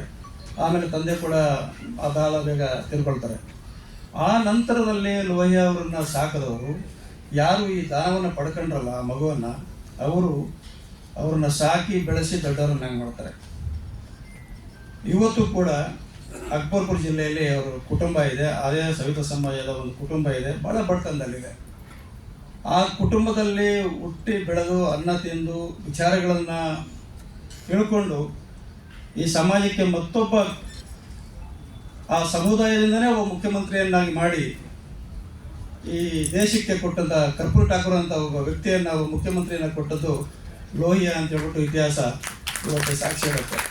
ಆದರೆ ನಾನು ಕರ್ನಾಟಕದಲ್ಲಿರ್ತಕ್ಕಂಥ ಈ ಸಮುದಾಯದ ಜನಗಳಿಗೆ ನಾನು ಏನು ಹೇಳಕ್ಕೆ ಬಯಸ್ತೇನೆ ಅಂತ ಹೇಳಿದ್ರೆ, ಅಂತಹ ಒಂದು ಸಮಾಜವಾದಿ ಪರಂಪರೆಯನ್ನು ಕೊಟ್ಟಂತಹ ಈ ಒಂದು ಸಮಾಜ ಕರ್ಪೂರಿ ಠಾಕೂರ್ ಅವರನ್ನು ಮರ್ತಿದೆ, ಲೋಹಿಯಾ ಅವರನ್ನು ಮರ್ತಿದೆ. ನಾನು ನಿಮ್ಮಲ್ಲಿ ಕೇಳ್ಕೊಳ್ಳೋದು ಇಷ್ಟೇ, ಪ್ರತಿಯೊಬ್ಬರು ಕರ್ಪೂರಿ ಠಾಕೂರ್ ಅವರನ್ನು ಕರ್ನಾಟಕದ ಮೂಲೆ ಮೂಲೆಗೂ ಕೂಡ ಮನೆಗೂ ಕೂಡ ತಲುಪಿಸ್ತಕ್ಕಂಥ ಕೆಲಸ ಮಾಡಬೇಕು. ಎಷ್ಟೋ ಜನಕ್ಕೆ ಕರ್ನಾಟಕದಲ್ಲಿ ಲೋಹಿಯಾ ಅಂದರೆ ಯಾರು ಅಂತಲೇ ಗೊತ್ತಿಲ್ಲ, ಇನ್ನು ಕರ್ಪೂರಿ ಠಾಕೂರ್ ಯಾರು ಅಂತ ಎಲ್ಲಿ ಗೊತ್ತಿರ್ತದೆ. ಹಾಗಾಗಿ ನಾವು ಸಮಾಜವಾದಿಗಳು, ನಾವು ಸಮುದಾಯದ ಜನ ಅಂತ ಏನಿದ್ದೇವೆ, ಕನಿಷ್ಠ ಪಕ್ಷ ನಾವಾದರೂ ಆ ಕೆಲಸವನ್ನು ಮಾಡಿ ಕರ್ಪೂರಿ ಠಾಕೂರ್ ಅವರನ್ನು ಮನೆ ಮನೆಗೂ ತಲುಪಿಸ್ಬೇಕು, ಅವ್ರ ವಿಚಾರಗಳನ್ನು ಮನೆ ಮನೆಗೂ ತಲುಪಿಸ್ಬೇಕು ಅಂತ ಒಬ್ಬ ವ್ಯಕ್ತಿ ಇದ್ದರು ಅನ್ನೋದು ಕೂಡ ನಮ್ಮ ಮಕ್ಕಳಿಗೆ ನಾವು ಹೇಳಬೇಕು. ಯಾಕೆಂದರೆ ಕರ್ಪೂರಿಯವರ ವಿಚಾರ, ಲೋಹಿಯಾವರ ವಿಚಾರ, ಅಂಬೇಡ್ಕರ್ ಅವ್ರ ವಿಚಾರ, ಗಾಂಧಿಯವರ ವಿಚಾರ ಇವ್ಯಾವು ಕೂಡ ಭಿನ್ನವಾಗಿರಲಿಲ್ಲ. ಅವರೆಲ್ಲರೂ ಕೂಡ ಸಮ ಸಮಾಜವನ್ನು ನಿರ್ಮಾಣ ಮಾಡಬೇಕು ಅಂತೇಳಿ, ಎಲ್ಲರಿಗೂ ಸ್ವಾತಂತ್ರ್ಯ ಸಿಗಬೇಕು ಅಂತೇಳಿ, ಶೋಷಿತ ಸಮುದಾಯವನ್ನು ಮೇಲೆತ್ತಬೇಕು ಅಂತೇಳಿ ಹೋರಾಟ ಮಾಡಿದಂಥ ವ್ಯಕ್ತಿಗಳಲ್ಲಿ ಇವತ್ತು ನಮಗೆ ಗಾಂಧಿ ಮತ್ತು ಅಂಬೇಡ್ಕರ್ ಬಿಟ್ಟರೆ ಲೋಹಿಯಾ ಮತ್ತು ಕರ್ಪೂರಿ ಠಾಕೂರ್ ಮನೆ ಮಾತಾಗಲೇ ಇಲ್ಲ.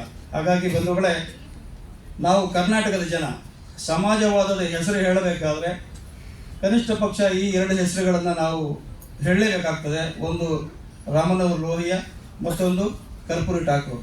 ಹಾಗಾಗಿ ಈ ಸವಿತಾ ಸಮಾಜ ಈ ದೇಶಕ್ಕೆ ಕೊಟ್ಟಿರ್ತಕ್ಕಂಥ ದೊಡ್ಡ ಕೊಡುಗೆಗಳಲ್ಲಿ ರಾಮನವರು ಲೋಹಿಯಾ ಅನ್ನೋದನ್ನು ಮರಿಬಾರ್ದು ಅಂತೇಳಿ ಆ ಸಮುದಾಯದ ವ್ಯಕ್ತಿಗಳಿಗೆ, ಜನಗಳಿಗೆ ಹೇಳ್ತಾ ನಾನು ಮುತ್ತರಾಜ್ ಅವ್ರಿಗೆ ನಾನು ಹೇಳಲಿಕ್ಕೆ ಬಯಸ್ತೇನೆ. ಕಳೆದ ಸರಿ ತಾವು ಒಂದು ಕರ್ಪೂರಿ ಠಾಕೂರ್ ಕಾರ್ಯಕ್ರಮ ಮಾಡಬೇಕಾದ್ರೆ ಮುಖ್ಯಮಂತ್ರಿಗಳು ಬಂದಿದ್ದರು. ಕರ್ನಾಟಕದ ಇವತ್ತಿನ ಮುಖ್ಯಮಂತ್ರಿಯನ್ನ ಕೊಟ್ಟಂಥವ್ರು ಕೂಡ ಕರ್ಪೂರಿ ಠಾಕೂರ್ ಅಂತೇಳಿ ಬಹಳ ಜನಕ್ಕೆ ಗೊತ್ತಿಲ್ಲ. ನಮ್ಮ ಸಿದ್ದರಾಮಯ್ಯನವರಿಗೆ ಪ್ರಪ್ರಥಮವಾಗಿ ಟಿಕೆಟನ್ನು ಕೊಟ್ಟಂಥವ್ರು ಕೂಡ ಕರ್ಪೂರಿ ಠಾಕೂರ್ ಅಂತೇಳಿ ಬಹಳ ಜನಕ್ಕೆ ಗೊತ್ತಿಲ್ಲ. ಅವತ್ತಿಂದ 83ನೇ ಇಸ್ವಿಯಲ್ಲಿ ಕರ್ಪೂರಿ ಠಾಕೂರ್ ಅವರು ಸಿದ್ದರಾಮಯ್ಯನವರು ಗುರುತಿಸಿ ಅವ್ರಿಗೆ ಟಿಕೆಟ್ ಕೊಟ್ಟಿಲ್ಲ ಅಂತ ಹೇಳಿದ್ರೆ ಅವರು ಶಾಸಕರು ಆಗ್ತಿರ್ಲಿಲ್ಲ, ಇವತ್ತು ಮುಖ್ಯಮಂತ್ರಿನೂ ಆಗ್ತಾ ಇರಲಿಲ್ಲ. ಹಾಗಾಗಿ ಇವೆಲ್ಲವೂ ಕೂಡ ಇತಿಹಾಸದಲ್ಲಿ ಸೇರಿಕೊಂಡು ನಮ್ಮ ಬಹಳಷ್ಟು ಜನ ಸಮಾಜವಾದಿಗಳೇ ಮತ್ತು ಸಮುದಾಯದವರಿಗೆ ಇದು ಗೊತ್ತಿಲ್ಲ. ಹಾಗಾಗಿ ನಾವು ಹೆಮ್ಮೆಯಿಂದ, ಪ್ರೌಢಮೆಯಿಂದ ಕರ್ಪೂರಿ ಠಾಕೂರ್ ಅವರನ್ನು ನೆನೆಸ್ಕೊಳ್ಬೇಕಾಗಿದೆ. ಅವರ ಆದರ್ಶಗಳನ್ನು, ವಿಚಾರಗಳನ್ನು ನಾವು ಮುಂದಿನ ಜನ್ರೇಷನ್ಗೆ ತಲುಪಿಸ್ಬೇಕಾಗಿದೆ. ಸಾಕಷ್ಟು ಪುಸ್ತಕಗಳನ್ನು ಗುರುಮೂರ್ತಿಯವರು ಪ್ರಿಂಟ್ ಹಾಕ್ಸಿದ್ದಾರೆ. ಅದೆಲ್ಲವೂ ಕೂಡ ಯಾವುದೋ ಒಂದು ಮೂಲೆಯಲ್ಲಿ ಕೊಳತಿಯಿಂದ ಹಾಳಾಗಬಾರ್ದು. ಪ್ರತಿಯೊಬ್ಬರು ಕೂಡ ಒಂದೊಂದಲ್ಲ 10 ಪುಸ್ತಕಗಳನ್ನು ತೆಗೆದುಕೊಂಡು ಹೋಗಿ ಅದನ್ನು ಬೇಕಾದ್ರೆ ಗಿಫ್ಟಾಗಿ ಬೇರೆ ಯಾರಿಗಾದ್ರು ಕೊಡಿ. ಸಭೆ ಸಮಾರಂಭಗಳಲ್ಲಿ ಹೋದಾಗ, ಬೇರೆ ಸಮಾರಂಭಗಳಲ್ಲಿ ಏನೇನೋ ಗಿಫ್ಟ್ ಕೊಡ್ತೀರಿ, ಒಂದು ಹೂಗುಚ್ಛ ಕೊಡ್ತೀರಿ, ಎಷ್ಟು ನಿಮಿಷ ಇರುತ್ತೆ, 5 ನಿಮಿಷ 10 ನಿಮಿಷಕ್ಕೆ ಭಾಳ ಆಗುತ್ತೆ, ಹಾಳಾಗುತ್ತೆ. ಆದರೆ ಕರ್ಪೂರಿ ಠಾಕೂರ್ ಅಂತ ಒಂದು ವಿಚಾರವಂತದ ಒಂದು ಪುಸ್ತಕವನ್ನು ಕೊಟ್ಟಾಗ ಅವರು ಕನಿಷ್ಠ ಪಕ್ಷ ಓದ್ತಾರೆ, ಓದಲಿಲ್ಲ ಅಂದ್ರೆ ಅವ್ರ ಮನೆ ಕಪಾಟಲ್ಲಿ ಇಡ್ತಾರೆ. ಮುಂದಿನ ತಲೆಮಾರು ಯಾರಾದರೂ ಕಣ್ಣಿಗೆ ಬಿದ್ದಾಗ ಈ ಮನೆಯಲ್ಲಿ ಇಂಥದ್ದೊಂದು ಪುಸ್ತಕ ಇತ್ತು ಅಂತೇಳಿ ಕಣ್ಣಾಡಿಸ್ತಾರೆ, ಅದನ್ನು ತೆಗೆದುಕೊಂಡು ಓದ್ತಕ್ಕಂಥ ಕೆಲಸ ಆದರೂ ಮಾಡ್ತಾರೆ, ವಿಚಾರ ಪ್ರಚಾರ ಆಗುತ್ತೆ.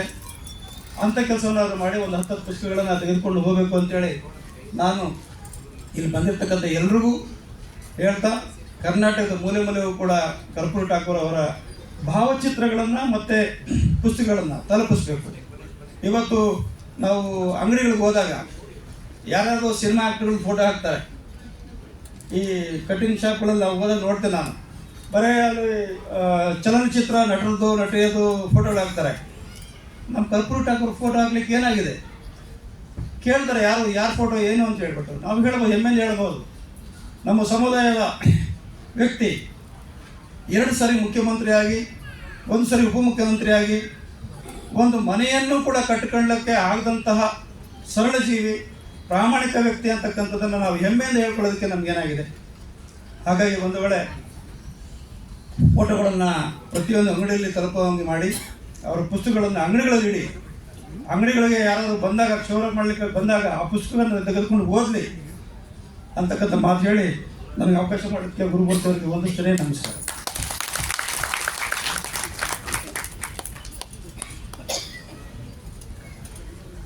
ಡಾಕ್ಟರ್ ರಾಮ್ ಮನೋಹರ್ ಲೋಹಿಯಾ ಅವರ ಬಗ್ಗೆ ಮಾತನಾಡಿದಂಥ ಶ್ರೀ ಅಲಿಬಾಬಾ ಅವರಿಗೆ ತಮ್ಮೆಲ್ಲರ ಚಪ್ಪಾಳೆಯೊಂದಿಗೆ ಅವರಿಗೆ ಧನ್ಯವಾದಗಳನ್ನ ಅರ್ಪಿಸಿ. ಸರ್ ಇಲ್ಲಿದೆ, ಕೂತ್ಕೊಳ್ಳಿ ಸರ್, ಈ ಕಡೆ ಇದೆ. ಈಗ ಸನ್ಮಾನ ಕಾರ್ಯಕ್ರಮವನ್ನು ಆದ ನಂತರದಲ್ಲಿ ಅಧ್ಯಕ್ಷೀಯ ಸ್ಥಾನದ ಭಾಷಣದ ರೀತಿಯಲ್ಲಿ ತಾವು ಬಂಧುಗಳೇ, ಈ ಸಂದರ್ಭದಲ್ಲಿ ನಮ್ಮ ದೇಶದಲ್ಲಿ ಹಲವಾರು ಸಮಾಜವಾದಿಗಳು ಹೋರಾಟಗಳನ್ನು ಮಾಡಿ ಇವತ್ತು ಜೈಲು ಪಾಲಾಗ್ತಾ ಇದ್ದಾರೆ. ಕೆಲವು ವ್ಯವಸ್ಥೆಗಳು ಆ ರೀತಿ ಇರೋದ್ರಿಂದ ಇವತ್ತು ಈ ದೇಶ ಕಂಡ ಅಪ್ರತಿಮ ಸಮಾಜವಾದಿ ಹೆಣ್ಮಗಳು ಡಾಕ್ಟರ್ ಮೇಧಾ ಪಾಟ್ಕರ್ ಅವರು, ಅವರನ್ನು ಬಂಧಿಸಿ ಕಾರಾಗೃಹದಲ್ಲಿ ಇಡಲಾಗಿತ್ತು. ಈಗ ಅವರು ಬೇಲ್ ಮೇಲೆ ಹೊರಗೆ ಬಂದಿದ್ದಾರೆ. ಆ ವಿಚಾರದಲ್ಲಿ ಒಂದು ಖಂಡನ ನಿರ್ಣಯವನ್ನು ಈ ಒಂದು ಸಭೆಯಲ್ಲಿ ನಾವೆಲ್ಲರೂ ಕೂಡ ಅನುಮೋದಿಸುವ ಜೊತೆಗೆ ನಿರ್ಣಯವನ್ನು ಪಾಸ್ ಮಾಡಬೇಕು ಅಂತೇಳಿ ನಾನು ನಿರ್ಣಯವನ್ನು ಓದ್ತೇನೆ. ತಾವೆಲ್ಲರೂ ಕೂಡ ಅದಕ್ಕೆ ಸಹಮತವನ್ನು ನೀಡ್ತೀರ ಅಂತ ನಾನು ಭಾವಿಸ್ತೇನೆ. ಖಂಡನ ನಿರ್ಣಯ. ದೆಹಲಿ ಲೆಫ್ಟಿನೆಂಟ್ ಗವರ್ನರ್ ವಿಜಯ್ ಕುಮಾರ್ ಸಕ್ಸೇನಾ ಅವರು ನೀಡಿದ ದೂರೊಂದರ ಆಧಾರದ ಪ್ರಕರಣದಲ್ಲಿ ನರ್ಮದಾ ಬಚಾವೋ ಆಂದೋಲನದ ನೇತಾರರಾದ ಮೇಧಾ ಪಾಟ್ಕರ್ ಅವರಿಗೆ ನೀಡಲಾದ ಜೈಲು ಶಿಕ್ಷೆ ಬಗ್ಗೆ ಈ ಸಭೆ ಕಳವಳವನ್ನು ವ್ಯಕ್ತಪಡಿಸುತ್ತದೆ. ಭಾರತದ ನ್ಯಾಯಾಂಗ ವ್ಯವಸ್ಥೆಯಲ್ಲಿ ಪೂರ್ಣ ವಿಶ್ವಾಸವನ್ನು ವ್ಯಕ್ತಪಡಿಸುತ್ತಾ ಸಮಾಜವಾದಿ ನೇತಾರರಾದ ಮೇಧಾ ಪಾಟ್ಕರ್ ಈ ವಿಷಯದಲ್ಲಿ ಮುಂದಿನ ಕಾನೂನು ಹೋರಾಟಕ್ಕೆ ಮುಂದಾಗಬೇಕು ಎಂದು ಈ ಸಭೆ ಆಶಿಸುತ್ತದೆ. ಮೇಧಾ ಪಾಟ್ಕರ್ ಅವರು ತಮ್ಮ ಹೋರಾಟವನ್ನು ಮುಂದುವರಿಸಲಿ. ಅವರಿಗೆ ಬೆಂಬಲವಾಗಿ ಎಲ್ಲ ಸಮಾಜವಾದಿಗಳು ಮತ್ತು ಕರ್ಪೂರಿ ಠಾಕೂರ್ ಅಭಿಮಾನಿಗಳು ಸದೃಢವಾಗಿ ನಿಲ್ಲಲಿದ್ದಾರೆ ಎಂದು ಸ್ಪಷ್ಟ ನಿರ್ಣಯವನ್ನು ಸ್ವೀಕರಿಸಲಾಗಿದೆ. ತಾವೆಲ್ಲ ಚಪ್ಪಳೆ ಮುಖಾಂತರ ಅನುಮೋದಿಸಿರುವುದನ್ನು ನಾನು ಭಾವಿಸುತ್ತೇನೆ.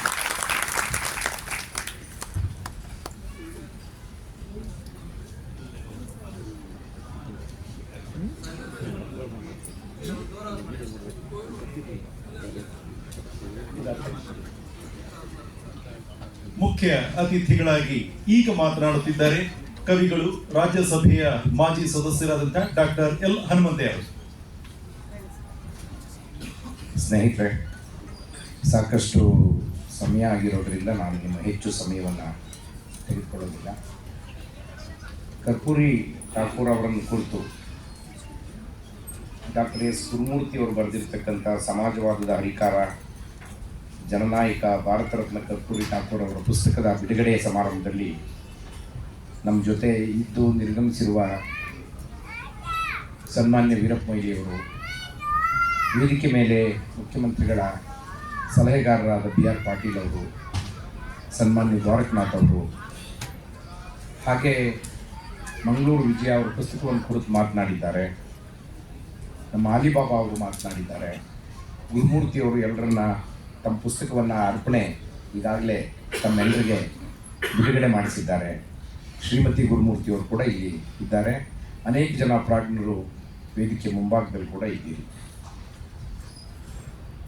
ಕರ್ಪೂರಿ ಠಾಕೂರ್ ಅವರಿಗೆ ಅವರ ಜನ್ಮ ಶತಮಾನೋತ್ಸವದ ಸಂದರ್ಭದಲ್ಲಾದರೂ ಭಾರತ ರತ್ನ ಬಂತಲ್ಲ ಅಂತೇಳಿ ನಾವೆಲ್ಲರೂ ಸಂಭ್ರಮಿಸುವ, ಸಂತೋಷ ಪಡುವ ಸಂಗತಿ ಅಂತ ನಾನು ಭಾವಿಸ್ಕೊಂಡಿದ್ದೇನೆ.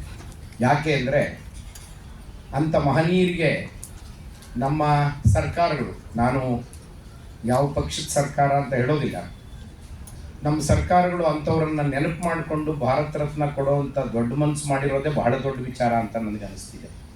ಯಾಕೆ ಅಂದರೆ ಅವರು ಯಾವತ್ತೂ ನೆನಪಿಗೆ ಬರದೇ ಇರೋವಂಥ ಕಾರಣದಿಂದ. ಯಾಕೆ ಕರ್ಪೂರಿ ಠಾಕೂರ್ ಅಂತವರು ನೆನಪಿಗೆ ಬರೋದಿಲ್ಲ? ಅಷ್ಟು ದೊಡ್ಡ ವ್ಯಕ್ತಿತ್ವ ಯಾಕೆ ಇವತ್ತಿನ ಜನರಿಗೆ ಆದರ್ಶ ಆಗೋದಿಲ್ಲ ಅಂಥೇಳಿ ಪ್ರಶ್ನೆ ಏನಾದರೂ ನಮಗೆ ಬಂದರೆ ಉತ್ತರ ಬಹಳ ಸರಳವಾದದ್ದು. ಈಗಾಗಲೇ ಎಲ್ಲರೂ ಹೇಳಿರೋ ರೀತಿಯಲ್ಲಿ ನಮ್ಮ ದೇಶದ ಜಾತಿ ವ್ಯವಸ್ಥೆಯ ಮೇಲೆ ನಮ್ಮ ರಾಜಕೀಯ ಅಧಿಕಾರಗಳು ನಿಲ್ತವೆ.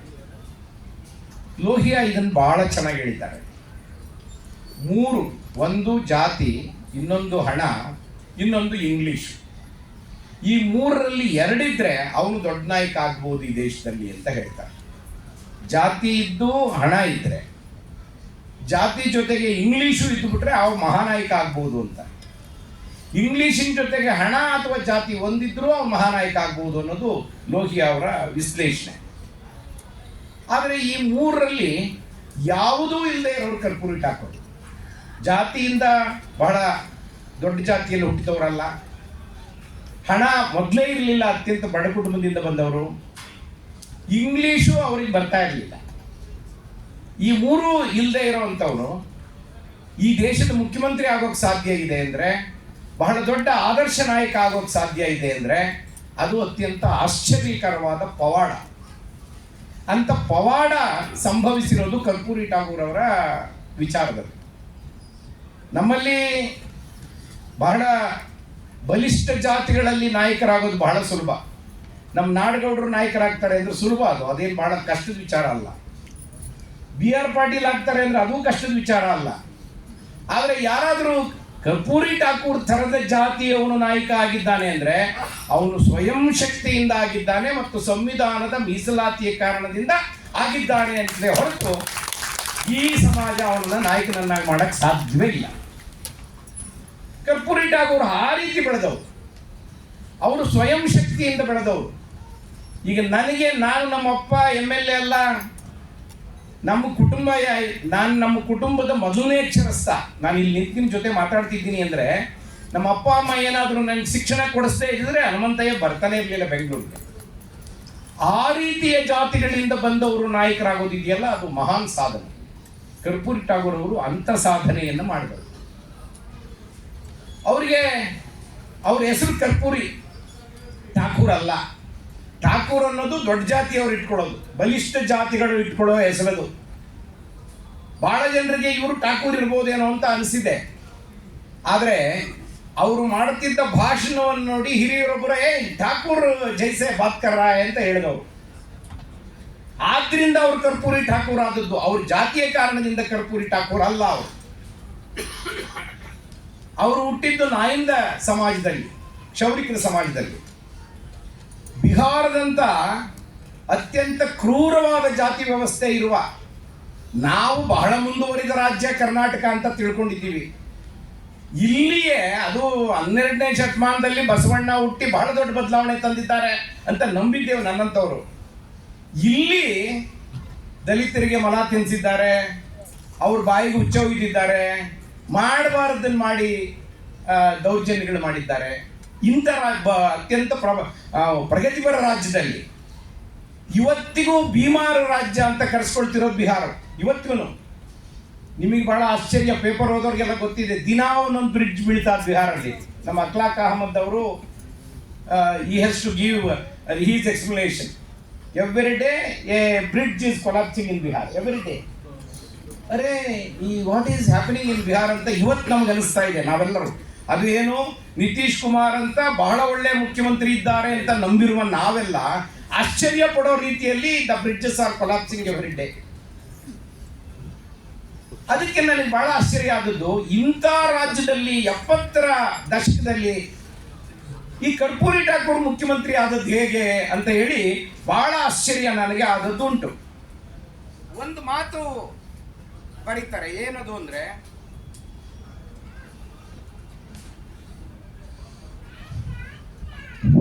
ಕರ್ಪೂರಿ ಠಾಕೂರ್ ಅವರು ಮುಖ್ಯಮಂತ್ರಿ ಆಗಿ 10 ತಿಂಗಳಿಗೆ ಇಳಿಸಿಬಿಡ್ತಾರೆ. ಈ ಜಾತಿ ವ್ಯವಸ್ಥೆಯ ಬಲ ಹೇಗಿರ್ತದೆ ಅಂದ್ರೆ, ಅವರು ಮುಖ್ಯಮಂತ್ರಿಯಿಂದ ಇಳಿಸಬೇಕಾದ್ರೆ ಅವ್ರ ತರವೇ ಒಬ್ಬರನ್ನ ಯಾರನ್ನಾದ್ರೂ ತಯಾರು ಮಾಡಬೇಕಲ್ಲ, ಒಬ್ಬ ದಲಿತರನ್ನು ಮುಖ್ಯಮಂತ್ರಿ ಮಾಡಿಬಿಡ್ತಾರೆ ಕರ್ಪೂರಿ ಠಾಕೂರ್ನ ಇಳಿಸೋ ಸಲುವಾಗಿ. ಇವರ ವಿರುದ್ಧ ಕಟ್ಟಬೇಕು ಅಂತಾದ್ರೆ ಸುಲಭವಾದ ಸ್ಟ್ರಾಟಜಿ ಅದು, ಇನ್ನೊಬ್ಬರನ್ನು ಕಟ್ಟೋದು. ಅಂದ್ರೆ ತಳ ಸಮುದಾಯಗಳನ್ನ ಪರಸ್ಪರ ಎತ್ತಿ ಕಟ್ಟುವ ಕೆಲಸವನ್ನು ಮಾಡಿದ್ರೆ ಕರ್ಪೂರಿ ಠಾಕೂರ್ ಅವರನ್ನು ಇಳಿಸೋದು ಸುಲಭ, ಇಂಥವರು ಬಹಳ ದಿನ ಮುಂದುವರಿಬಾರದು ಅಂತ ಅನ್ನೋದು ಅದರ ಹಿಂದಿನ ಸಂಚು. ಇದು ಇವತ್ತಿನ ರಾಜಕಾರಣದಲ್ಲೂ ನಿಜ. ಉತ್ತರ ಪ್ರದೇಶದಂತ ರಾಜ್ಯದಲ್ಲಿ ಮಾಯಾವತಿ ಮತ್ತು ಮಲಯಂ ಸಿಂಗ್ ಅವರು ಜೊತೆಗೂಡಿದ್ರೆ ಬೇರೆ ಯಾರೂ ಅಧಿಕಾರಕ್ಕೆ ಬರಕ್ಕೆ ಸಾಧ್ಯವೇ ಇಲ್ಲ. ಒಮ್ಮೆ ಆ ಪ್ರಯೋಗ ಆಯಿತು, ಇಬ್ರು ಅಧಿಕಾರಕ್ಕೆ ಬಂದರು. ಆದರೆ ಮತ್ತೆಂದೂ ಅವರಿಬ್ರು ಜೊತೆ ಸೇರದೇ ಇರೋ ರೀತಿಯಲ್ಲಿ ಒಂದು ರಾಜಕೀಯ ಸಂಚು ನಡೆದೇ ಹೋಯ್ತಲ್ಲಿ. ಇವತ್ತದು ಯಶಸ್ವಿಯಾಗಿದೆ. ಆ ರಾಜಕೀಯ ಸಂಚು ಯಶಸ್ವಿಯಾಗಿ ಮಾಯಾವತಿಯನ್ನು ಮುಗಿಸಿದ್ರು, ಮಲಯಂ ಸಿಂಗ್ ಅನ್ನು ಮುಗಿಸುವ ಅಧಿಕಾರದಿಂದ ದೂರ ಇಡುವ ಪ್ರಯತ್ನವನ್ನು ಮಾಡಲಾಯಿತು. ಇದು ಕರ್ಪೂರಿ ಠಾಕೂರ್ ಅವರ ಕಾಲದಲ್ಲಿ ಇನ್ನೂ ಕ್ರೂರವಾಗಿತ್ತು. ಎಷ್ಟರ ಮಟ್ಟಿಗೆ ಕ್ರೂರವಾಗಿತ್ತು ಅಂದ್ರೆ, ಅವರು ತೆಗೆದುಕೊಂಡ ನಿರ್ಣಯಗಳು ಬಹಳ ಆಶ್ಚರ್ಯಕರವಾದ ನಿರ್ಣಯಗಳು. ನನಗೆ ಇವತ್ತು ಅನಿಸ್ತಾ ಇದೆ ಹೀಗೆ ಮಾಡೋದಕ್ಕೆ ಸಾಧ್ಯವೇ ಅಂತೇಳಿ. ಅವರು ಮುಖ್ಯಮಂತ್ರಿ ಆದಾಗ SSLC ಪರೀಕ್ಷೆಯಲ್ಲಿ ಲಕ್ಷಾಂತರ ಜನ ಮಕ್ಕಳು ಇಂಗ್ಲಿಷ್ನಲ್ಲಿ ಫೇಲ್ ಆಗಿಬಿಡ್ತಾರೆ. ಬೇರೆ ಎಲ್ಲ ವಿಷಯಗಳಲ್ಲಿ ಪಾಸ್ ಆಗ್ತಾರೆ, ಇಂಗ್ಲಿಷ್ ವಿಷಯದಲ್ಲಿ ಫೇಲ್ ಆಗ್ತಾರೆ. ಅದು ಇಡೀ ದೇಶದ ಎಲ್ಲ ರಾಜ್ಯಗಳಿಗೆ ಇರುವ ಸಮಸ್ಯೆ. ಇಂಗ್ಲಿಷಲ್ಲಿ ಪಾಸ್ ಆಗೋರು ಯಾರು? ಬಹಳ ದೊಡ್ಡ ದೊಡ್ಡ ಜಾತಿಯವರು, 1ನೇ ಕ್ಲಾಸಿಂದ ಇಂಗ್ಲಿಷ್ ಕಲ್ತಿರೋರು. ಈ ಸರ್ಕಾರಿ ಶಾಲೆಯಲ್ಲಿ ಓದೋರಿಗೆ ಇಂಗ್ಲಿಷ್ ಗೊತ್ತೇ ಆಗಲ್ಲ, ಅವ್ರು ಪಾಸ್ ಆಗಕ್ಕೆ ಸಾಧ್ಯವಿಲ್ಲ. ಕರ್ಪೂರಿ ಠಾಕೂರ್ ಅವರು ಇಂಗ್ಲಿಷ್ನಲ್ಲಿ ಫೇಲ್ ಆದವರನ್ನ SLC ಯಲ್ಲಿ ಫೇಲ್ ಮಾಡುವ ಅಗತ್ಯ ಇಲ್ಲ ಅಂತೇಳಿ ಸರ್ಕಾರಿ ಆದೇಶವನ್ನೇ ಹೊರಡಿಸಿಬಿಟ್ರು. ನಿಮಗೆಲ್ಲ ಆಶ್ಚರ್ಯ ಆಗ್ತದೆ, ಕರ್ನಾಟಕದಲ್ಲಿ ಕುವೆಂಪು ಅದನ್ನು ಪ್ರತಿಪಾದನೆ ಮಾಡ್ತಾ ಇದ್ರು. ಇಂಗ್ಲಿಷು ನಮಗೆ ಕಡ್ಡಾಯವಾಗಿ ಓದಬೇಕಾದಂತ ವಿಷಯ ಆಗಬಾರದು, ನಮ್ಮ ಮಕ್ಕಳು ಲಕ್ಷಾಂತರ ಜನ ಅದರಲ್ಲಿ ಫೇಲ್ ಆಗೋದು ಅಗತ್ಯ ಇಲ್ಲ. ಇಲ್ಲಿ ಕುವೆಂಪು ಅವರ ಪ್ರತಿಪಾದನೆ ಅದು. ಕುವೆಂಪು ಅವರ ಕನ್ನಡ ಪ್ರೇಮವನ್ನ ಕುರಿತು ಪುಸ್ತಕಗಳನ್ನು ಓದಿದ್ರೆ ಇಂಗ್ಲಿಷಿನ ಬಗ್ಗೆ ಅವರಿಗೆ ಎಷ್ಟು ತಿಳುವಳಿಕೆ ಇತ್ತು ಅಂದ್ರೆ, ಯಾರಿಗೆ ಅಗತ್ಯ ಇದೆ ಅವ್ರಿಗೆ ಇಂಗ್ಲಿಷ್ ಕಲಿಸ್ರಿ, ಎಲ್ರಿಗೂ ಯಾಕೆ ಹಿಂಸೆ ಕೊಡ್ತೀರಾ ಇಂಗ್ಲಿಷ್ ಪಠ್ಯ ಓದಿಸಿ ಅಂತ ಹೇಳ್ತಾ ಇದ್ರು. ಇದನ್ನ ಕರ್ಪೂರಿ ಠಾಕೂರ್ ಅವರು, ಕುವೆಂಪುಗೂ ಕರ್ಪೂರಿ ಠಾಕೂರ್ ಅವ್ರಿಗೂ ಎಂದೂ ಭೇಟಿ ಆಗಿಲ್ಲ ನನಗೆ ಗೊತ್ತಿರೋ ಪ್ರಕಾರ. ಆದ್ರೆ ಕರ್ಪೂರಿ ಠಾಕೂರ್ ಅವರು ಇಂಗ್ಲಿಷ್ ಓದ್ಲೇಬೇಕಾಗಿಲ್ಲ ಅಂತ ಸರ್ಕಾರಿ ಆದೇಶ ಮಾಡ್ತಾರೆ. ಈ ಇಂಗ್ಲಿಷ್ ಕಲ್ತಿರೋರೆಲ್ಲ ದಂಗ್ ಬಡ್ದು ಹೋಗ್ಬಿಡ್ತಾರೆ. ಅರೆ ಇಂಥದ್ದು ಮಾಡಿದವ ನೀವು ನಾಳೆ ಇನ್ನು ಏನ್ ಬೇಕಾದ್ರೂ ಮಾಡ್ಬೋದು ಅಂತೇಳಿ 10 ತಿಂಗಳಿಗೆ ಅವ್ರನ್ನ ಇಳಿಸೋ ಪ್ರಯತ್ನ ಮಾಡ್ತಾರೆ, ಇಳಿಸ್ತಾರೆ. ಅಷ್ಟು ಮಾತ್ರ ಅಲ್ಲ, ಈ ಭೂ ಸುಧಾರಣೆ ಜಾರಿಗೆ ತರಬೇಕು ಆ ರೀತಿ ಯೋಚನೆ ಮಾಡಿದ ಮತ್ತು ಇಡೀ ದೇಶದಲ್ಲಿ ಹಿಂದುಳಿದ ವರ್ಗಗಳಿಂದ ಬಂದ ಪ್ರಗತಿಪರ ಚಿಂತನೆಯ ಮುಖ್ಯಮಂತ್ರಿಗಳು ಬಹಳ ಕಡಿಮೆ ಜನ ಇದ್ದವರು. ಕಾಂಗ್ರೆಸ್ನಲ್ಲೂ ಇದ್ರು, ಆ ಕಾಂಗ್ರೆಸ್ ಅಧಿಕಾರದಲ್ಲಿದ್ದ ರಾಜ್ಯಗಳಲ್ಲಿ. ಆದರೆ ಕರ್ಪೂರಿ ಠಾಕೂರ್ ಮತ್ತು ಕರ್ನಾಟಕದ ದೇವರಾಜ ಅರಸು ಅವರು ಬಹಳ ಚರ್ಚೆಗೆ ಒಳಗಾಗಿದ್ದವರು ಇಡೀ ದೇಶದಲ್ಲಿ. ಕರ್ನಾಟಕದಲ್ಲಿ ಭೂ ಸುಧಾರಣೆ ಅತ್ಯಂತ ಯಶಸ್ವಿಯಾದಂಥ ರಾಜ್ಯ. ಕಮ್ಯುನಿಸ್ಟ್ ರಾಜ್ಯಗಳಿಗಿಂತಲೂ 1 ಪಟ್ಟು ಜಾಸ್ತಿಯಾಗಿ ಕರ್ನಾಟಕದಲ್ಲಿ ದೇವರಾಜ ಅರಸು ಜಾರಿ ಮಾಡಿದವರು ಈ ಭೂ ಸುಧಾರಣೆಯನ್ನು. ಆದರೆ ಕರ್ಪೂರಿ ಠಾಕೂರ್ ಅವರು ಆ ಪ್ರಯತ್ನದಲ್ಲಿ ಯಶಸ್ವಿ ಆಗಕ್ಕೆ ಸಾಧ್ಯ ಆಗಲಿಲ್ಲ. ಯಾಕೆ ಅಂದ್ರೆ ಅಲ್ಲಿದ್ದಂಥ ಜಮೀನ್ದಾರರ ಹಿಡಿತ ಸರ್ಕಾರದ ಮೇಲೆ ಮತ್ತು ರಾಜ್ಯದ ಮೇಲೆ ಎಷ್ಟೊಂದಿತ್ತು ಅಂದ್ರೆ, ಅವರು ಏನು ಬೇಕಾದ್ರೂ ಮಾಡ್ಬೋದು, ಯಾರನ್ನು ಬೇಕಾದ್ರೂ ಇಳಿಸ್ಬೋದು ಅನ್ನುವ ಸ್ಥಿತಿ ಇದ್ದ ಕಾರಣದಿಂದಾಗಿ ಅವತ್ತಿನ ಸರ್ಕಾರ ಅವರು ಮುಂದುವರಿಯಕ್ಕೆ ಬಿಡಲಿಲ್ಲ, ಅದು ಜಾರಿ ಆಗಲಿಲ್ಲ. ಆವಾಗ ದೇವರಾಜ ಅರಸು ಅವರು ಒಂದು ಮಾತು ಹೇಳ್ತಾರೆ. ದೇವರಾಜ ಅರಸರು ರಾಜಮನೆತನದವರು, ಅವರಿಗೆ ಮಲ್ಲಯುದ್ಧ ಅವೆಲ್ಲ ಅವರ ಕುಲಕಸಬುಗಳೇ. ಆ ಟರ್ಮಿನಾಲಜಿಲಿ ಹೇಳ್ತಾರೆ ದೇವರಾಜ ಅರಸರು. ಏನಂತ ಹೇಳ್ತಾರೆ ಅಂದ್ರೆ, ಕರ್ಪೂರಿ ಠಾಕೂರ್ ಮಲ್ಲಯುದ್ಧದ ಕೌಶಲ್ಯವನ್ನ ಕರಗತ ಮಾಡಿಕೊಳ್ಳುವ ಮೊದಲೇ ಕಣಕ್ಕೆ ಧುಮುಕಿದರು, ಆದ್ರಿಂದ ಅವರು ಯಶಸ್ವಿ ಆಗಲಿಲ್ಲ ಅನ್ನೋ ಒಂದು ಪಾಸಿಂಗ್ ರಿಮಾರ್ಕ್ ಮಾಡ್ತಾರೆ. ಅಂದ್ರೆ ಇದರ ಅರ್ಥ, ಕೆಳಜಾತಿಗಳಿಂದ ಬಂದವರು ಯಶಸ್ವಿ ಆಗೋದು ಬಹಳ ಕಷ್ಟ. ನಿಮಗೆ ನಿಮ್ಮಲ್ಲಿ ಬಹಳ ಜನರಿಗೆ ಗೊತ್ತಿದೆ. ಇಲ್ಲಿ ಬಹುಶಃ BR ಪಾಟೀಲ್ರು, ನಮ್ಮ ನಾಡಗೌಡರು ಇದ್ದಾರೆ, MLAಗಳು ಯಾರ್ಯಾರಿದ್ರು ಆ ಕಾಲದಲ್ಲಿ ಅವ್ರಿಗೆಲ್ಲ ಗೊತ್ತಿದೆ. ವೀರಪ್ಪ ಮೊಯ್ಲಿ ಅವರು ಕರ್ನಾಟಕದ ಮುಖ್ಯಮಂತ್ರಿ ಆದದ್ದು ಒಂದು ಪವಾಡವೇ, ಬಹಳ ದೊಡ್ಡ ಪವಾಡ ಅದು. ನಿಮಗೆ ಗೊತ್ತಿರಲಿ, ಒಬ್ಬ ಮುಖ್ಯಮಂತ್ರಿಯನ್ನ ಒಬ್ಬ ಕಾಂಗ್ರೆಸ್ ಅದೇ ಪಕ್ಷದ ಮೇಲ್ಜಾತಿಯ ಯುವಕ ಅಟ್ಟಿಸಿಕೊಂಡು ಹೋದ ಪ್ರಕರಣ ಕೂಡ ನಡೆದು ಹೋಯಿತು. ಅವರನ್ನ ರಕ್ಷಣೆ ಮಾಡಲಿಕ್ಕೆ ಅವರದೇ ಜಾತಿಯ ಇನ್ನೊಬ್ಬ ಶಾಸಕ ಇಲ್ಲ ವಿಧಾನಸಭೆಯಲ್ಲಿ. ಅವ್ರ ಪರವಾಗಿ ನಿಂತು ಏನ್ ಮಾತಾಡ್ತಿದ್ದೀರಿ ಅಂತ ಕೇಳೋದಕ್ಕೆ ಇನ್ನೊಬ್ರು ಇಲ್ಲ. ಅಂತ ಸಮುದಾಯಗಳಿಂದ ಬಂದವರು ಯಶಸ್ವಿ ಆಗೋದು ಬಹಳ ಕಷ್ಟ. ಆದ್ರೆ ಯಶಸ್ವಿ ಆಗೋಕ್ ಸಾಧ್ಯ ಆಗಿದ್ದು ಕರ್ನಾಟಕದಂತ ರಾಜ್ಯದಲ್ಲಿ. ಯಾಕೆ ಅಂದ್ರೆ ಇಡೀ ಕರ್ನಾಟಕ ಅಂಥ ಒಂದು ಮನಸ್ಥಿತಿಗೆ ಸಜ್ಜಾಗಿತ್ತು. ಆದರೆ ಬಿಹಾರ, ಉತ್ತರ ಪ್ರದೇಶ, ಆ ರಾಜ್ಯಗಳು, ನಾವು ಯಾರು ಬಿಮಾರ್ ರಾಜ್ಯಗಳು ಅಂತ ಕರಿತೀವಿ, ಆ ರಾಜ್ಯಗಳು ಇಂಥ ಮನಸ್ಥಿತಿಗೆ ಇವತ್ತು ಕೂಡ ಸಜ್ಜಾಗಿಲ್ಲ ಅನ್ನೋದು ನಮ್ಮ ನಡುವಿನ ಬಹಳ ಅಪ್ಪಟ ಸತ್ಯ. ಅಂತಹ ದಗದಗಿಸುವ ಈ ಬೆಂಕಿಯ ನಡುವೆ ಕರ್ಪೂರಿ ಠಾಕೂರ್ ಅವರು ಹುಟ್ಟಿ ಬಂದಿದ್ದಾರೆ, ಇಷ್ಟು ದೊಡ್ಡ ನಾಯಕರಾಗಿದ್ದಾರೆ, ಸಮಾಜವಾದಿಯ ಕನಸು ಕಟ್ಟಿ ಬಿತ್ತನೆ ಮಾಡಿದ್ದಾರೆ ಅನ್ನೋದು ಬಹಳ ದೊಡ್ಡ ವಿಚಾರ. ಈಗ ನಮ್ಮ ಆಲಿ ಹೇಳ್ತಾ ಇದ್ರು, ನಮ್ಮೆಲ್ಲ ನಾಯಂದ್ರ ಕ್ಷೌರಿಕರ ಅಂಗಡಿಗಳಲ್ಲಿ ಕರ್ಪೂರಿ ಠಾಕೂರ್ ಫೋಟೋ ಹಾಕಬೇಕು ಅಂತೇಳಿ. ಇದನ್ನೊಂದು ಆಂದೋಲನೆ ಮಾಡಬೇಕು. ನಾನು ಯಾಕೆ ಮಾತನ್ನು ಒಪ್ತೀನಿ ಅಂದ್ರೆ, ನೀವು ರಕ್ಷಣೆ ಮಾಡದೇ ಇದ್ರೆ, ನೀವು ಅವ್ರ ಹೆಸರು ಹೇಳದೇ ಇದ್ರೆ ಬೇರೆಯವ್ರು ಹೇಳ್ತಾರೆ ಅಂತ ನಿರೀಕ್ಷೆ ಮಾಡಬೇಡಿ, ಆಗೋದಿಲ್ಲ. ಮೊದಲು ನಾವು ಹೇಳಬೇಕು, ಆಮೇಲೆ ಉಳಿದವರು ಹೇಳಬೇಕು ಅಂತ ಕೇಳೋಣ. ಕರ್ಪೂರಿ ಠಾಕೂರ್ ಬರೀ ನಾಯಂದ್ರ ಸಮಾಜದ ನಾಯಕ ಅಲ್ಲ, ಭಾರತದ ಬಹುದೊಡ್ಡ ಕನಸಿನ ಸಮಾಜವಾದದ ನಾಯಕ. ಇವತ್ತು ಹೆಂಗಾಗಿದೆ ಸಮಾಜವಾದ ಅಂತ ಯಾರಾದರೂ ಮಾತಾಡಿದ್ರೆ ಇವ್ನಿಗೆ ಹುಚ್ಚಿಡ್ತದೆ ಅಂತಾರೆ ಜನ. ಭಾರತಕ್ಕೆ ಸ್ವಾತಂತ್ರ್ಯ ಬಂದಾಗ ಸಮಾಜವಾದ ಬಹಳ ದೊಡ್ಡ ಕನಸದು. ಕಮ್ಯುನಿಸ್ಟ್ ಸಮಾಜವಾದ ಒಂದು, ಸಮಾಜವಾದಿಗಳ ಸಮಾಜವಾದ ಒಂದು, ಮತ್ತು ದಲಿತರು ಕೆಳವರ್ಗದ ಜಾತಿಗಳಿಗೆ ಆ ಸಮಾಜವಾದ ಬಿಟ್ಟು ಬೇರೆ ಕನಸೇ ಇಲ್ಲ ಅವ್ರಿಗೆ. ನಾವೆಲ್ಲ ಕಮ್ಯುನಿಸ್ಟ್ ಪಕ್ಷದ ವಿದ್ಯಾರ್ಥಿ ಸಂಘಟನೆಯಿಂದ ಬಂದವನು. ಸನ್ಮಾನ್ಯ ಠಾಕೂರ್ ಅವರು ಕೂಡ, ಕರ್ಪೂರಿ ಠಾಕೂರ್ ಅವರು ಕೂಡ ಮೊದಲು ಕಮ್ಯುನಿಸ್ಟ್ ಪಕ್ಷದ ವಿದ್ಯಾರ್ಥಿ ಸಂಘಟನೆಯಲ್ಲಿ ಇದ್ದವರು, ಆಮೇಲೆ ಲೋಹಿಯಾ ಮತ್ತಿತರ ಪ್ರಭಾವಕ್ಕೊಳಗಾಗಿ ಸಮಾಜವಾದಿ ಆದವರು. ನಾವು ಕಮ್ಯುನಿಸ್ಟರು ಜಾತಿ ವ್ಯವಸ್ಥೆ ಬಗ್ಗೆ ಮಾತಾಡ್ತಿಲ್ವಲ್ಲ, ಇದು ಮುಖ್ಯ ಅಂತ ಅನಿಸ್ತದೆ ಅಂತೇಳಿ ದಲಿತ ಸಂಘರ್ಷ ಸಮಿತಿಗೆ DSS ಬಂದವರು. DSS ಮೂಲಕವಾಗಿ ನಡ್ಕೊಂಡು ಕಾಂಗ್ರೆಸ್ ಪಾರ್ಟಿ ಒಳಗೆ ಬಂದವರು ನಾವು. ಇಲ್ಲಿ ಸಮಾಜವಾದ ಏನಾದರೂ ಕಾಣಿಸ್ತದ ಅಂತ ಹುಡುಕ್ತಾ ಇದ್ದೀವಿ, ಇನ್ನೂ ಹುಡುಕಾಡ್ತಾ ಇದ್ದೀವಿ. ಈಗ BR ಪಾಟೀಲ್ ಹೇಳ್ತಿದ್ರು, ಇಲ್ಲ ಕಣ್ರಿ, ಈಗಲೂ ಇಲ್ಲಿನ ಸಮಾಜವಾದಿಗಳನ್ನೆಲ್ಲ ಸೇರಿಸಿ ಒಂದು ಗುಂಪು ಕಟ್ಟಬೇಕು, ಇಲ್ಲಿದ್ರು ಬದುಕಂಗಿಲ್ಲ ನಾವೆಲ್ಲ ಅಂತ ಹೇಳ್ತಿದ್ರು ಅವರು.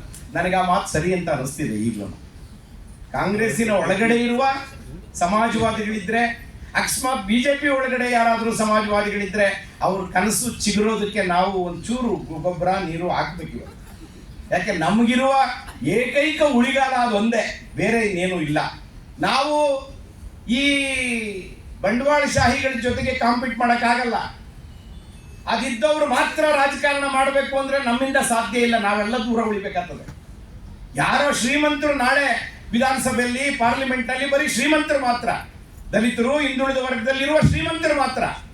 ಈ ಶ್ರೀಮಂತರು ಆ ಶ್ರೀಮಂತರ ಆಶಯಗಳಿಗೆ ಎಸ್ ಅಂತ ಕೈ ಎತ್ತೋ ಸ್ಥಿತಿ ಬರ್ತದೆ ನಮ್ಮ ವಿಧಾನಸಭೆ, ವಿಧಾನ ಪರಿಷತ್ತು, ಪಾರ್ಲಿಮೆಂಟ್ಗಳು.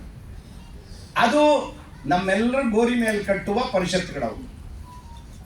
ಆದರೆ ಇಲ್ಲ, ಇಲ್ಲಿ ಕೂಡ ಕೆಲವರಾದರೂ ಮಾತನಾಡೋರು ಇದ್ದಾರೆ ಬಡವರ ಬಗ್ಗೆ, ಸಮಾಜವಾದಿಗಳ ಬಗ್ಗೆ, ಕರ್ಪೂರಿ ಠಾಕೂರ್ ಅಂತವ್ರ ಬಗ್ಗೆ, ದೇವರಾಜ ಅರಸು ಅಂತವ್ರ ಬಗ್ಗೆ ಯಾರಾದರೂ ಮಾತನಾಡೋರು ಈಗಲೂ ಇದ್ದಾರ್ರಿ ಅಂತ ಅನ್ನೋದಾದ್ರೆ ಇವ್ರ ಗುಂಪನ್ನ ಕಟ್ಟೋದಕ್ಕೆ ಸ್ವಲ್ಪ ಆದರೂ ಪ್ರಯತ್ನ ಮಾಡಬೇಕು.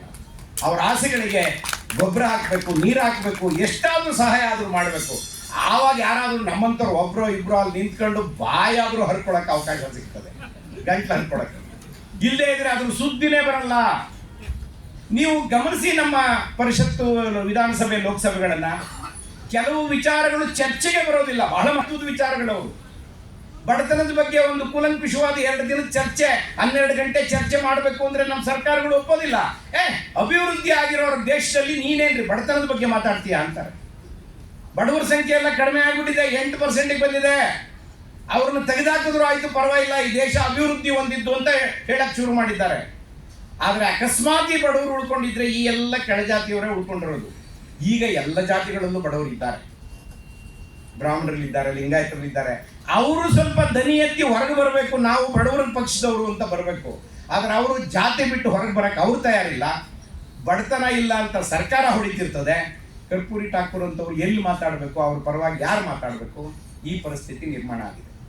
ಆದ್ದರಿಂದ ಇವತ್ತೇನು ಅವರನ್ನು ಕುರಿತು ತಮ್ಮ ಕುಲ ತಿಲಕ ಅಂತೇಳಿ ಗುರುಮೂರ್ತಿಯವರು ಬರೆದಿರ್ಬೋದು, ಗೊತ್ತಿಲ್ಲ ನನಗೆ, ಹಂಗೆ ಬರೆದಿದ್ರೂ ತಪ್ಪಲ್ಲ. ಅವರೂ ಬರೀದೇ ಇದ್ರೆ ಬೇರೆಯವರು ಬರೆಯೋ ಪ್ರಯತ್ನ ಮಾಡೋದೇ ಇಲ್ಲ. ಆದ್ದರಿಂದ ನಾವು ಇಂಥವ್ರ ನೆನಪಿಗಾಗಿ ಆದರೂ ಇಂಥವರನ್ನ, ಈ ಚರಿತ್ರೆ, ಇಂಥ ಮಹನೀಯರು ಇದ್ರೂ ಈ ಚರಿತ್ರೆಯಲ್ಲಿ ಈ ರಾಜ್ಯವನ್ನು ಕಟ್ಟೋದಕ್ಕೆ, ಈ ಬಡವರ ಬಗ್ಗೆ ದನಿಯಾಗೋದಕ್ಕೆ ಅವಕಾಶ ಮಾಡಿಕೊಟ್ರು ಅಂತ ಅನ್ನುವ ಆಶಯಗಳಿದೆಯಲ್ಲ, ಆ ಆಶಯಗಳಾದರೂ ಉಳಿಬೇಕು. ಪ್ರಾಯೋಗಿಕವಾಗಿ ಕಷ್ಟ ಅಂತ ಅನಿಸ್ತಿದೆ. ಯಾವ ಪಾರ್ಟಿಲಿ ಟಿಕೆಟ್ ಕೇಳಿದ್ರು ಮೊದಲು ನೀನು ಬ್ಯಾಂಕ್ ತಗೊಂಬರಪ್ಪ ಅಂತಾರೆ, ಪಾಸ್ಬುಕ್ನ. ನೀನು ದೊಡ್ಡ ನಾಯಕ ಇರ್ಬೋದು, ಬಹಳ ದೊಡ್ಡ ಏನು ಜ್ಞಾನಿ ಇರ್ಬೋದು, ನೀನು ಅದರಲ್ಲಿ ಹೇಳ್ರಿ ನಿನ್ ಜ್ಞಾನ ಅಂತ ಕೇಳ್ತಾರೆ. ನಾನು ಅದೆಲ್ಲ ಅನುಭವಿಸಿ ನಿಂತು ಮಾತಾಡ್ತಿದ್ದೀನಿ. ಆದರೆ ಆ ಆಸೆ, ಕನಸನ್ನ ನಾವು ಬಿಡಬಾರ್ದು. ಆ ಕನಸನ್ನಾದರೂ ಬಡವರ ತಲೆ ಒಳಗೆ ತುಂಬಬೇಕು. ಆಗ ಈ ದೇಶದ ರಾಜಕಾರಣಕ್ಕೆ ಒಂದು ಸ್ವಲ್ಪ ಆದರೂ ಅರ್ಥ ಬರ್ತದೆ. ಆ ಕಾರಣದಿಂದ ಕರ್ಪೂರಿ ಠಾಕೂರ್ ಅವರು ನಮ್ಮ ಆದರ್ಶ ನಾಯಕರು ಅನ್ನೋ ಮಾತನ್ನು ಹೇಳಿ ನನ್ನ ಮಾತು ಮುಗಿಸ್ತೀನಿ.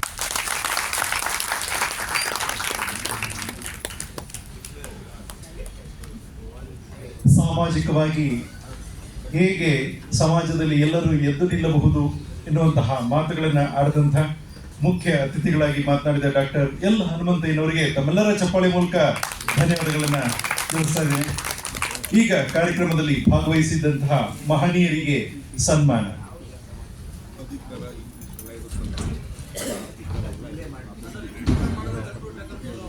ಈಗ ಕಾರ್ಯಕ್ರಮದಲ್ಲಿ ಮೊದಲನೇದಾಗಿ ಸನ್ಮಾನವನ್ನು ಸ್ವೀಕರಿಸಬೇಕು ಅಂತ ಕೇಳ್ಕೊಳ್ತಾ ಇದ್ದೇನೆ ಡಾಕ್ಟರ್ ಶ್ರೀ BR ಪಾಟೀಲ್ ಅವರಿಗೆ.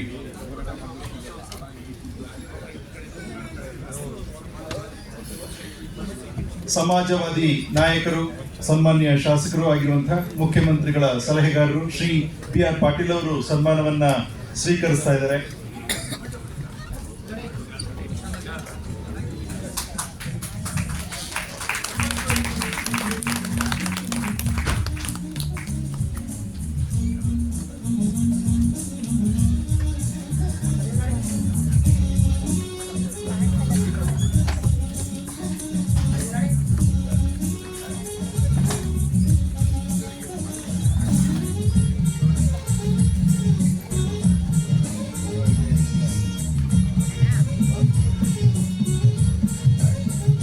ಮುಂದಿನದಾಗಿ ಡಾಕ್ಟರ್ CS ದ್ವಾರಕಾನಾಥ್ ಅವರು ಸನ್ಮಾನವನ್ನ ಸ್ವೀಕರಿಸ್ತಾ ಇದ್ದಾರೆ.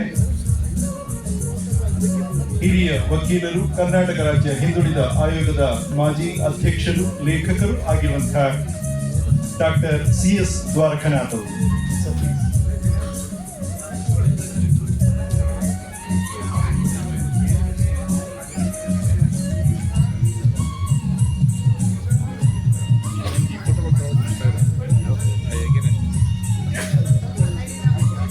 ಯಾರು ದೇಶದಲ್ಲ ಯಾರು ಕಲಿಸ್ತಾರಲ್ಲ ಅದು ಮಾಲ್ದಿ ಆಗದೆ ಹೋಗಿದ್ರೆ ಎಲ್ಲ ಒಳ್ಳೆಯಾಗುತ್ತೆ.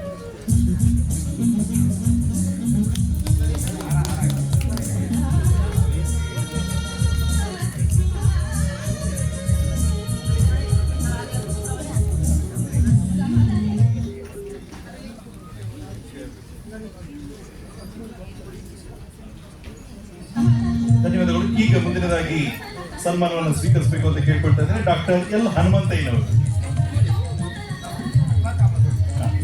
ಈಗ ಶ್ರೀ ಅಖ್ಲಾಕ್ ಅಹಮದ್ ಅವರು ಬಿಹಾರಿನ ಶಾಸಕರಾಗಿ ಕೆಲಸವನ್ನ ನಿರ್ವಹಿಸಿದಂತವರು, ಕರ್ಪೂರಿ ಠಾಕೂರ್ ಅವರೊಂದಿಗೆ ಒಡನಾಟವನ್ನ ಇಟ್ಕೊಂಡಿದ್ದಂತವರು, ಈ ಕಾರ್ಯಕ್ರಮಕ್ಕೆ ನಮ್ಮೊಂದಿಗೆ ಭಾಗವಹಿಸಿ ಅವರ ಒಡನಾಟವನ್ನು ಹಂಚಿಕೊಂಡಂತವರು ಶ್ರೀ ಅಖ್ಲಾಕ್ ಅಹಮದ್ ಅವರಿಗೆ ಪ್ರೀತಿಯ ಸನ್ಮಾನ.